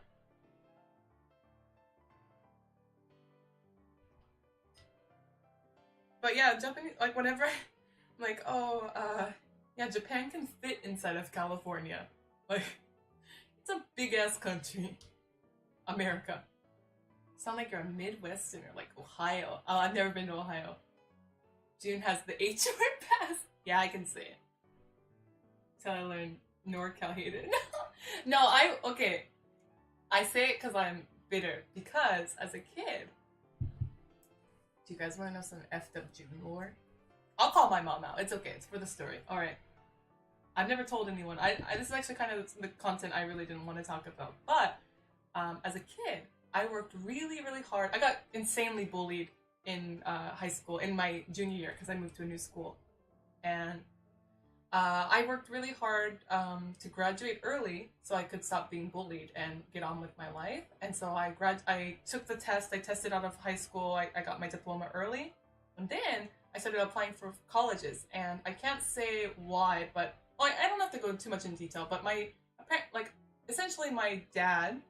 My parents are divorced, but my dad had set aside money for me to go to college since I was like born, and he had been like saving money and putting it in there, and so I was set for college apparently, and I'd always been told that. So it's so fucked up. It pisses me off just thinking about it. I graduated from high school, applied for a bunch of colleges. I really wanted to go to San Francisco State, and I got in to San Francisco State. And I used my money to pay for the test, to pay for the admissions cost or whatever to send the stuff. And on the day that they asked for the dorm money, like a deposit, I was like, okay, cool. Hold on. Okay. My mom was like, oh yeah, LOL. None of that money is there anymore. I spent it all. Sorry, lol. And my life was ruined at that. Like that is a huge point in a lot of the bad things that happened in my life. Really pisses me off thinking about it, because I worked really hard to get out of a bad situation, and my mom never told me that the college money wasn't there anymore. Yeah. Really bad. Yeah. Because I feel like if she would have told me before I tried to get out of high school early, because like I was being bullied, right? But I could have essentially maybe moved to a different school, right? A different high school, and then okay, I don't have any money for college, so I need to apply for scholarships, right? I could have done that in my final year of high school, but I wasn't told that. My mom was probably ashamed to admit that she didn't, that she spent the money. I don't know what she spent it on. I don't know. I don't care. It doesn't matter, right? Like, and it was probably it's definitely not on my college cost, right? It's okay, it's okay. But I just have a lot of college debt now, because I didn't have any scholarships. I used a bunch of credit cards. Woo! Ugh. Yeah. But Ken-chan said like, oh, North Cal, hey. I actually really love North Cal. I really wanted to live in San Francisco. Badly. I visited San Francisco as a kid. I went to like Alcatraz, the pier. I know it's all like and that Chinatown, I think I went to Chinatown. I did go to Chinatown. Like I know all the touristy traps. But, you know, I was a tourist and a kid. I didn't pick where I went, but I loved it very, very much. And I wanted to live there ever since I went there. That was before I moved to California. The first time I went to San Francisco, I think I was still living in the South. And I just went there as like a... Maybe I lived in Washington. I don't remember. No, I had to have been in like high school. Because I was like, oh, I would love to go to college here. Yeah, I love San Fran. San Francisco is beautiful. The Golden Gate will always be breathtaking, but it's expensive. Yeah, it's very expensive. It's expensive to live there. Bowling turned me into an idiotic.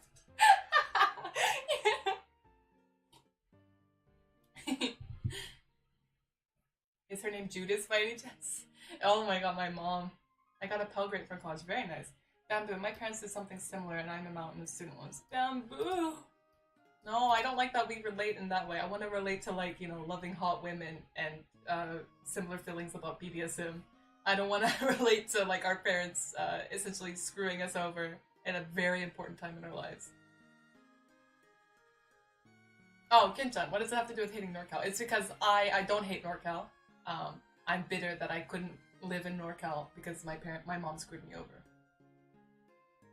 This story hits close to home. My mother did the exact same thing. Oh, babies, Devin. She used all the money on stupid shit.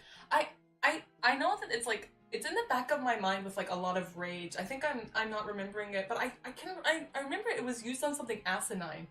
That's what it was used, I think my mom used it on her either, fuck. Like, the word that comes up in my mind, I don't know if this is true, but I think she used it on, like, gambling or something, or, like, on a vacation or something. Or she used it on her own school cost, and she thought that she could, like, make it up, but then she never gave a shit enough to, like, put money back into that account that my dad made for me. I wonder if anything could have been done.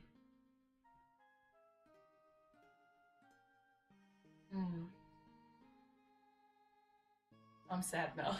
Just thinking about it. Which is why, yeah, that was the nail on the coffin for me, and I ran away from home. Because there was a lot of other bad stuff, but I just endured it until I went to college. Like, I was planning to just go to college, but I just ran away from home. But I'm glad I put myself through college. I worked really hard. I was alone. I was, like, homeless, too, for a time being. And, I worked, like, 3 jobs at the same time. I worked at a restaurant. I worked as, like, at the time it was, like, DoorDash or something. There was, like, Uber Eats kind of thing. I don't think DoorDash is even a thing anymore. And then I also worked as a surfing instructor. And I did 3 jobs all at once. I slept in my fucking car. And I worked really hard. And I think that was, like, a good thing. Because it helped me get, like, a good work ethic. But I also think I definitely did not get to enjoy my youth ever. As a kid either. I never got to, I had to grow up really fast. I know you guys aren't my therapist, I'm just like thinking about it. Like right now, I didn't get to enjoy my college years either. Like, you know, I imagine like college years like going to parties, like bonfires, and you know, just enjoying yourself while attending school. But for me, it was like attend school, go to a job, go to another job, sleep in my car for maybe 4 hours, go to class, you know, try my best to like juggle 3 jobs. A success story. I do porn. I know that's like things people use that to like, oh no, like they came from a broken home and they end up in porn, but I like it. Like I worked a normal corporate job and I hated it. And now I'm doing something that I want to do. And so when people use it against me, like, oh my god, obviously they came from a broken home. It's so tragic. I hate it. It's so annoying. Bamboo, you're an awesome person who, while hurtful experiences really hurt to remember, they help shape us. Yeah, I do think that. And with you guys, you only heard like the bad stuff about my mom, but lately, like ever since the pandemic started, I've kind of wanted to like contact my mom again. We have no contact. We have no relationship together. My dad's a lost cause. He's like a Make America Great Again, QAnon, anti-vaxxer. I'm good. I don't need that. I'm good. But my mom, I feel like she did a lot of bad things when I was a kid, but whenever she would do really bad things to me, she would always say like, my mom did way worse. You're lucky that it's only this. Like whenever she would like hit me or something, or other things, and I don't know, I feel like now as an adult looking back, like my mom just didn't know. She's a single mom, Like, no, I think she only had a high school diploma. She has a PhD now. She really pulled herself up by the bootstraps, but I think she didn't know how to be a mom and how to deal with a lot of things. And now that she's older, I feel like she might have those skills, or even if she doesn't have them, I have them. So, say I visit my mom one day, like go back to America, visit my mom. I feel like if she's like awful to me, like as a kid, I couldn't escape. I did run away to the police multiple times. I have some spicy stories, but I ran away to the police multiple times and they always brought me back and like, why did you lie about your mom? Which, big story there. But I feel like if my mom is mean to me now as an adult, I'll just be like, oh, all right, bye, and then just like leave. Like she can't hurt me now, right? Like I'm an adult and I'm already like disappointed in my mom, right? So there's nothing my mom can really do to me that could hurt me more because we don't have a relationship right now. But I would like, after the pandemic started, I started thinking like about family and that I don't have any family. And I would like to make an effort with my mom, but a realistic effort. Like if it doesn't work out, it's okay. And I wholeheartedly believe that. Because my mom and I never got along and we never had a good relationship, but I feel emotionally like stable to the point where I could reach out to my mom. And I did actually I got my mom on Mother's Day. I don't remember what Mother's Day was, but I got my mom this like really nice Mother's Day gift. I like took pictures of my cats and like, you know, these are my two cats, this is who I live with, you know, Fujiko and Masamune, wrote her a nice letter. And the pandemic made it to where you couldn't send anything to America around that time. So, I don't want to have kids. I don't want to have kids at all. No.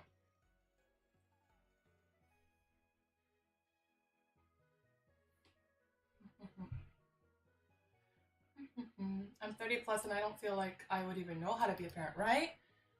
I think I'd make a good mom, but in my mom had me when she was 20 or 18. Hold on. No, I think she was 20. Yes. My mom had me when she was 20 and I was definitely not planned. Um, so I don't think at 20 I would have been able. No, I don't think. I know I would have not been able to raise a kid. I think I could raise a kid right now. I think I could do it. I think I'd like to, but I don't. On the other hand, I would not like to. I'm good. I'm learning a lot of June Lovejoy lore here. Yeah, kind of spicy.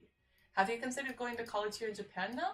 I would like to get like a PhD in human sexuality and do like papers and write books on it. But that costs a lot of money. A lot of money and a lot of time. I talked about it with some people in the Discord. I'd like to do like seminars on that, but then I was like, to write papers and books and give seminars, I don't really need a PhD, although it would make me more respected. Um, and I would like more academic background in human sexuality rather than just what I have personally experienced and like learned from my interviews. But I think I would like to do that. But again, time and money, big factor. I'm happy that me and my mom have no contact. Last thing I heard, she screwed up her kidney and it was a soft request. Hey, David, give me your kidney. Yeah, I remember you saying that in the voice chat. That sucks. Or shuck, you're a bigger person than me. I cut her out for life. I did. I hated my mom. I literally hated my mom for my entire life. And it was only until like maybe 1 to 2 years ago, I was like, started thinking about my mom and thinking like, maybe she didn't have the best skills to be a good mom because I think she raised my youngest. My mom had me when she was 20, right? And then when she was 30, she had my little sister, and my little sister loves my mom. Like the mom that I know and the mom that my little sister knows, I can recognize that they're two different people. Why? Because my mom matured and now she knows how to be a mother, right? So I don't know. I feel like if I go and like reunite with my mom and try and like meet her on my terms, like the person that she is now is probably different than the person that I like feared and hated as a kid. And I don't mean hate like in the whole like, you know, bratty teenager, like, mom, get out of my room. Like I had actual reasons to like loathe and despise my mom. And I don't think she'll ever admit it. Like, before moving to Japan, I had to get like my stepdad and my mom's signature for some like visa school related stuff, and my what was it? My stepdad actually apologized for all the abuse and all the bad stuff they put me through as a kid, and that meant a lot. We don't have a relationship anymore. Like I don't like him, but he still apologized and he said that he had a lot of guilt about what they put me through, and all the things they did to me, but I don't think my mom will ever apologize. But it felt good to know that it wasn't, because I was always told, like, you know, I wasn't told that I'm overreacting or anything, but, you know, they always made it out like they gaslighted me, like I'm the bad one, like I'm the problem child. But for him to just apologize to me felt really nice, and I felt validated. So I don't really need my mom to apologize for anything, because I know what she did, and I know that it happened, and I know that it wasn't just me being like a bratty teenager. But who knows? Maybe one day I'll visit my mom. She kind of lives in a shit state, though. It's actually a really populous state. I can't say where my mom lives, but I don't like it. I went there once to get those signatures, and I fucking hated it.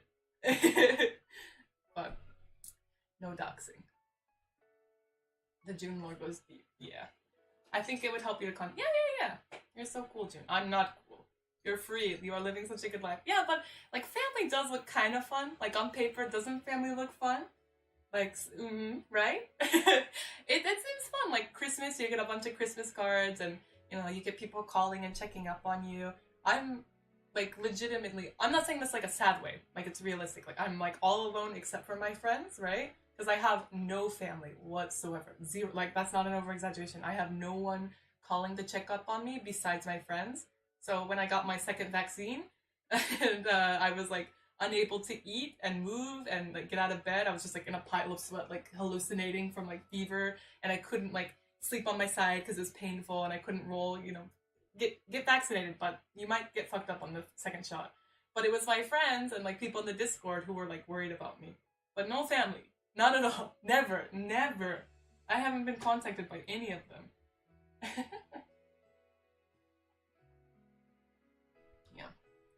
My mom does not live in California, and even if she did, I wouldn't say. I'm sorry if you're from Alabama. I'm not from Alabama, but I do have family from Alabama. Alabama is very much stuck in the 1960s. But yeah, I miss family sometimes. My friends are my family. I do. I don't feel so embarrassed about that though. I feel like a lot of families, and I know I'm not implying that you're embarrassed about it, but I feel like a lot of families are effed up, and I feel like my mom, she had a lot of like trauma and bad things happen to her by her family, but in her mind, like family is important, so she kind of stuck, you know, she put up with it, and she's still in contact with them because to her family's important. But for me, I was like, no, F all of you, goodbye forever. And like I left of my own free will. And like my friends are my family, and I feel very, very loved by them, and I love them a lot. So I never feel lonely. Like not having a mom, not having a dad, not having grandparents. I wholeheartedly don't feel lonely about that, but it is kind of jarring to me when I hear like my friends talk about their parents in a positive way, and I'm like, oh, I would like that. That would be nice. Like, it would be nice to have your mom like, you know, call you. Like, you know how some people are like, yeah, I talk to my mom every day. Like, what the hell? What do you scream in the phone up to each other? Like, what do you do? Is your mom like passive aggressive? I'm not from Alabama. Oh my god. You can pick and choose your friends, but you have one family. Yep. Mark, you're absolutely right. Thank you for sharing. My pleasure, Chi. Thank you for listening. Do I have a sister or brother? I do. I have a sister who's 10 years younger than me, and I have a brother who's 4 years younger than me. I'm the oldest in my family. You sound like New York to me. Oh my god, no. I've never been to New York. I heard it smells like garbage there. I'm good. I'm good. Well, in due time, you can start your own family. I don't know if I want one. I I'm good. I don't want to push any babies out. I wouldn't mind getting married. Actually, I'd like to get married. But, pushing babies out of my body doesn't seem like something I'm down for at this current time in my life. I want to be a godparent, so my friends, if you're watching, get to the baby making, and your kids can stay at my house, and I will be like the coolest fucking aunt in the world. And I will take them to Disneyland, and I will take them to Akihabara and play like games with them, and then all the other unfun stuff that parents have to do, that is on you. No, I'm really good with kids. If I always think like if I didn't go into the current job I'm in now, I would like to work closely with kids. I love kids. My first job was I was a disabled children with disabilities, like a daycare for children with disabilities. I was the assistant I mean, I was like 12, but I took it very seriously, and I would just like help with those kids, and it was really fun. I got to learn like sign language, very important to me. All throughout my life, I've always worked like I taught surfing as well, and did like summer camps to kids. And I love kids. I'm an older sister. I love kids. But yeah, Bamboo, getting pregnant sounds terrifying. Just like your body just like. Ugh. I think pregnant women are beautiful. One of my favorite like Instagrammers recently had a kid, and I thought she was like glowing and she looked like a goddess. But do I want that to happen to me? No. Just the anxiety I experience just thinking about it. Kids as a concept are wonderful. Kids coming out of my body? No, absolutely not.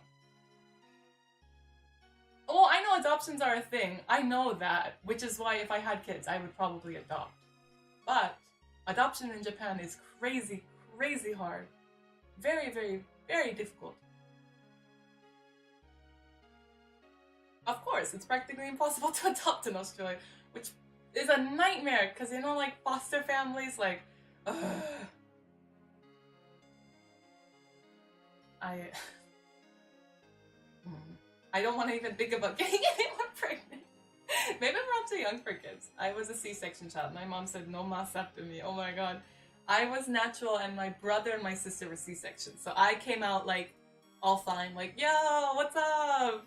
And then my brother and sister were like sliced out and like destroyed my mom's body. I'm good being an aunt. I can't be a parent. Yeah, I'll be a very, very loving godparent. I will love the shit out of that kid. But I do not want that kid to come out of my body. In any aspect. Pregnant women who go swimming can technically be thought as a human submarine. Bitchy. Big brain. My mother made nothing but snarky comments about how I ruined her body. Oh my god. My mom, for all her faults, she only made like joking comments. It was very funny. Like she would always be like, I don't remember her jokes, but they were always funny. Proud Papa. Orlando. I envy parents, but I am terrified of just the giving birth just seems so horrific to me. It's beautiful. It is beautiful. I think all women, all mothers are goddesses for giving birth, right? Just very scary. What are we talking about? What's up tonight? You guys are wild. Let me get some chapstick real quick. I usually have it on my desk, but I don't see any. 1 second.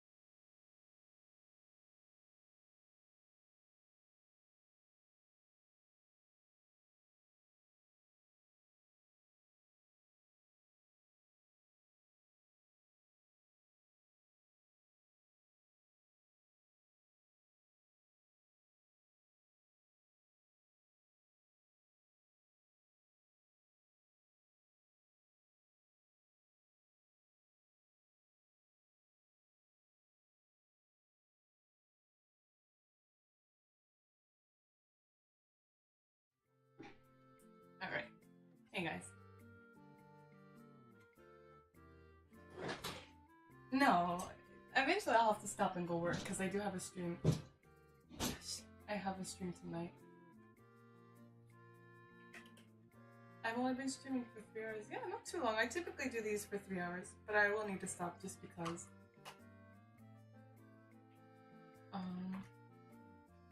I need to finish the stuff that we talked about on my to-do list. I'm continually astounded by how genuine and sharing you are with your personal life. Oh! I think, but for safety, typically you can't, right? A lot of content creators as well. Also, I didn't really want to share like negative stuff. I was told I have an assistant who used to work with like YouTube related stuff, and they help me with my YouTube channel, and they always say like, oh, you should totally talk about like your childhood and the stuff that you went through, because like it can be very positive. They meant it in a positive way, but I always got really upset whenever they would suggest that, because they were like, they would say like, oh, you should talk about your childhood trauma, and that kind of stuff gets a lot of views, and then you could also talk about how like you overcame that. And I get that, but like once you put up that kind of stuff online, it's there forever, right? And opening up like that to like essentially everyone in the world is kind of nerve-wracking, so I never really wanted to. People in the Discord, it's like when I talk on voice chat, it's not recorded, we're like opening up to each other. It's easier for me to open up than like this, you know? But I think it's important for me to be open and honest, at least with my background. And I think also, to be quite honest, I don't have any other way of communicating. I'm just very open as a person anyways. Yeah. I mean, it's a very sensitive topic. I didn't feel pressured. The only one I kind of felt kind of uncomfortable talking about was like the negative stuff about Japan, because I feel like, and I hate this word, but it's the best way to communicate what I feel. Like weebs who like worship Japan are gonna like come on the comments and be like, well, if you don't like Japan, maybe you should leave. And I'm like, but I don't like America either. That's why I left. Like, you're not gonna find anywhere that's perfect. A wiki feed? God, do I not have one yet? I want a wiki feed. Doesn't Sydney have one from Sitsna? I wish. Oh, you guys had. I wish Nashmi was there. That's gonna make me cry. That's awesome, Nashmi. I wish I was there. I'm like, God, I wish that was me. I'm open to. I'm a terrible liar. I like to speak honestly. Yeah, same. Like I have to be like. I'm glad. It makes me happy to know that there's someone similar, because I like, you know how it's like some people like try to like gas themselves up, like make themselves like big and like all like oh, I've never done anything wrong, or I've never had anything wrong in my life, like I'm perfect. Like I can't do that. Like I think it's important to talk about like the nitty-gritty stuff without like glorifying it. Like I do see some like people talk about mental health on YouTube, and they're like it's like their personality that they're depressed and they have like all this trauma and they don't try to improve on it. I really hate that kind of content. So I don't really want to talk about mental health, because I'm terrified of it being like, you know, June Lovejoy is, and then like whatever the trauma is, or like, you know, or people will use it like against me. Like, oh, that's why they do like adult content. Like, no, I do adult content because I like human sexuality and I like making it. Like, it's the same thing when like people are like, oh, all of those like queer people are just people that were like abused as kids. Like, it's that same crap. Like, why like me being attracted to like girls doesn't have anything to do with me having bad parents, and it's just frustrating. I don't like that. No, Jean Wiki feet. I think I have good feet. I have like pink soles. I think they're quite cute. I don't have a foot fetish, but I'm okay with my feet. I'm not embarrassed by them. I'm okay with my feet. A dump truck wiki. Oh my god, that's terrible. You have to worry about trauma being weaponized. No, it's okay though. I mean, I can't control what people say on the internet, so I don't know if I ever really want to make that kind of content, because I feel like no matter how well I prepare a video where I talk about like my childhood and how, like, you know, growing up and where I am now, there's no way that I can effectively, I shouldn't say no way, that's really, Masa, hi puppy. Oh, Masa came in to snuggle with me. That's rare. Hi puppy. Hey puppy, how are you? There's no way I could effectively communicate how I feel about it all. Just feet reveal street. You can't. I'm wearing stockings, and they're probably covered in cat hair. They're not probably. I'm looking at them right now. They're covered in cat hair because I don't have a Roomba. Please send me a Roomba. I don't ask for subs or money. I'm just asking for a Roomba. I want a Roomba so bad. Masa, no. Masa, no. I don't like that. Masa, no. Masa, no. You want to get up there? You want to get up on your little perch? You want to sunbathe? Hold on. Very unsafe. Masa, come here. Masa, come here. Masa, come here. Come here. If I'm blocking it, you can get in there. Okay. I'm very open, but also I don't know what, like, there's weirdos on the internet that like measure your walls and they're like, oh, they must live in this area. It's scary shit. I'm coming. Oh, Nestor, you are my Roomba. That should be good enough for Wiki Feet. Oh my god. Can you see his tail?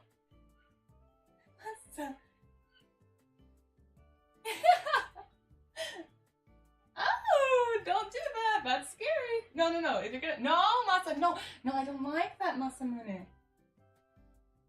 He thinks I'm playing with him, but I'm not playing. Okay. Okay. Is your room big enough for a Roomba? Yes, yeah, it is. I like the. Go, Neshri, go. Neshri, come clean up this cat hair. Because of course, I clean my house. Like, I sweep and I vacuum, but cat hair is like a never-ending battle. Oh, Nasa, no!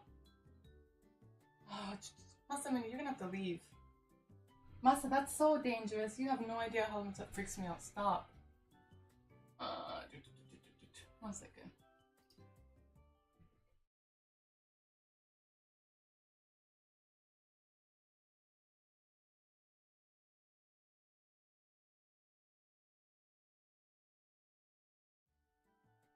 Okay. It looks like he's stuck. I don't want to take him out because he's sunbathing. Oh my god. Masamune Lovejoy, you are a dick. Defective Roomba.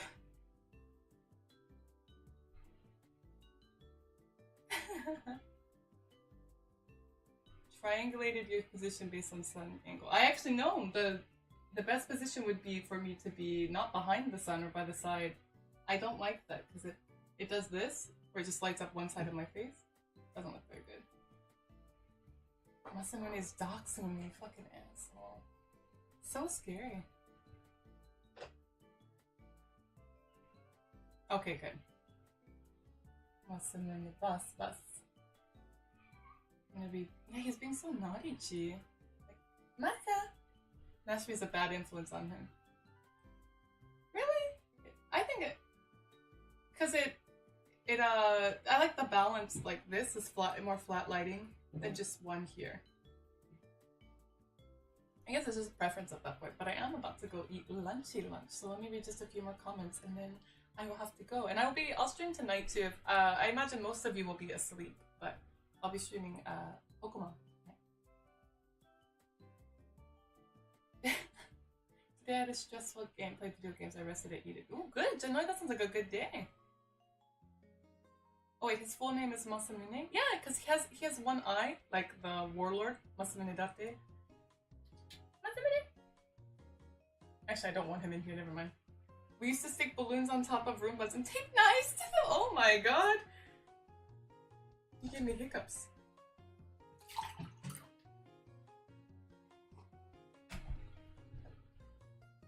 Let's scroll up.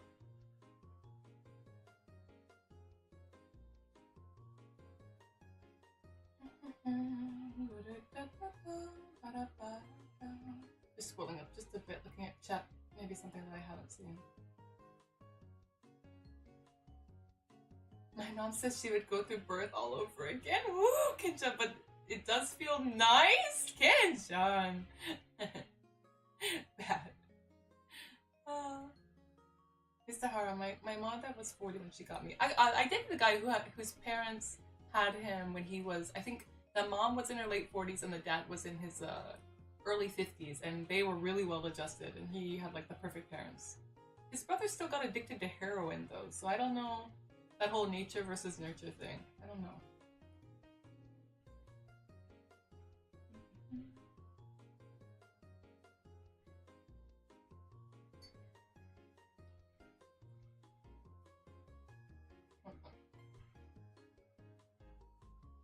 Just reading some chat stuff, sorry.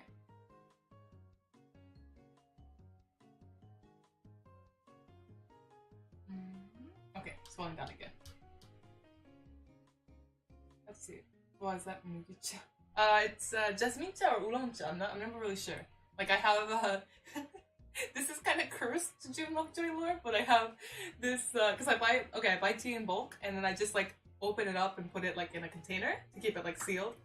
Because once you open the bags, you know, if they're not resealable, then your tea can get kind of like stale or just not taste as fresh. So then I put them all in the same container, and when I pull out the tea bags, I'm like, I don't know what this is, and just put it in. So it's probably Oolong-cha or it's probably Jasmine-cha. Am I too quiet? Please speak loudly. Am I too quiet? Alright. Are you planning to get a microphone someday for your gaming stream? I have a microphone. Is it not a good one? I have a really very expensive mic. I might. Oh, am I? Can you guys not hear me? Because it looks like the battery might not be. Oh, okay. It's supposed to be pointed like towards my neck, so it's not the best. Because if I'm talking over here, it's getting the side of my neck. What do I want for my streams? I'm good on camera, mic. What I really want is another monitor for my screen, and what I really want is a... You guys would... I can't even show you this. Do you guys want to see what I fucking game on? It's actually quite embarrassing. I bought it for like $20 on Amazon like 3 years ago. It was used. I bought it from like... Hold on. I've opened up about childhood trauma. Now I'm going to show you like the worst and most embarrassing thing. Hold on. My TV is the one that I really do want to get a new one, a new like monitor. Hold on. It's actually really heavy. Hold on, I gotta. And it's propped up on. Oh my god, it's so heavy. Look at this. It's ridiculous. Oh, it's so heavy. It's. I can't even. Oh, it's actually very heavy. Panasonic. It's very tiny and insanely heavy, and I have it propped up on this like snack can. And it's like, if there's an earthquake, it falls over immediately. Oh my god, it's not even balanced. Oh god. I had it balanced and now it's not balancing anymore. Fuck. I might have to fix it after the stream. Okay. But as far as mic and camera go, I feel like I'm pretty much set. Yeah, I think it is from the 90s, I do. But it's what we're working with here. Mr. Yeah, that is something. It is something you have to pay to get rid of. Yep, it's Sodaigomi. But I don't know, it works. It's fine. Retro. It is very retro. Very retro. It's very small. If I play Monster Hunter, it's a nightmare. Pokemon is fine. Pokemon's fine on the screen, but Monster Hunter is very hard to play on the screen. How much do I need to donate to show feet? You can literally go on my Instagram. There's feet pics there, right?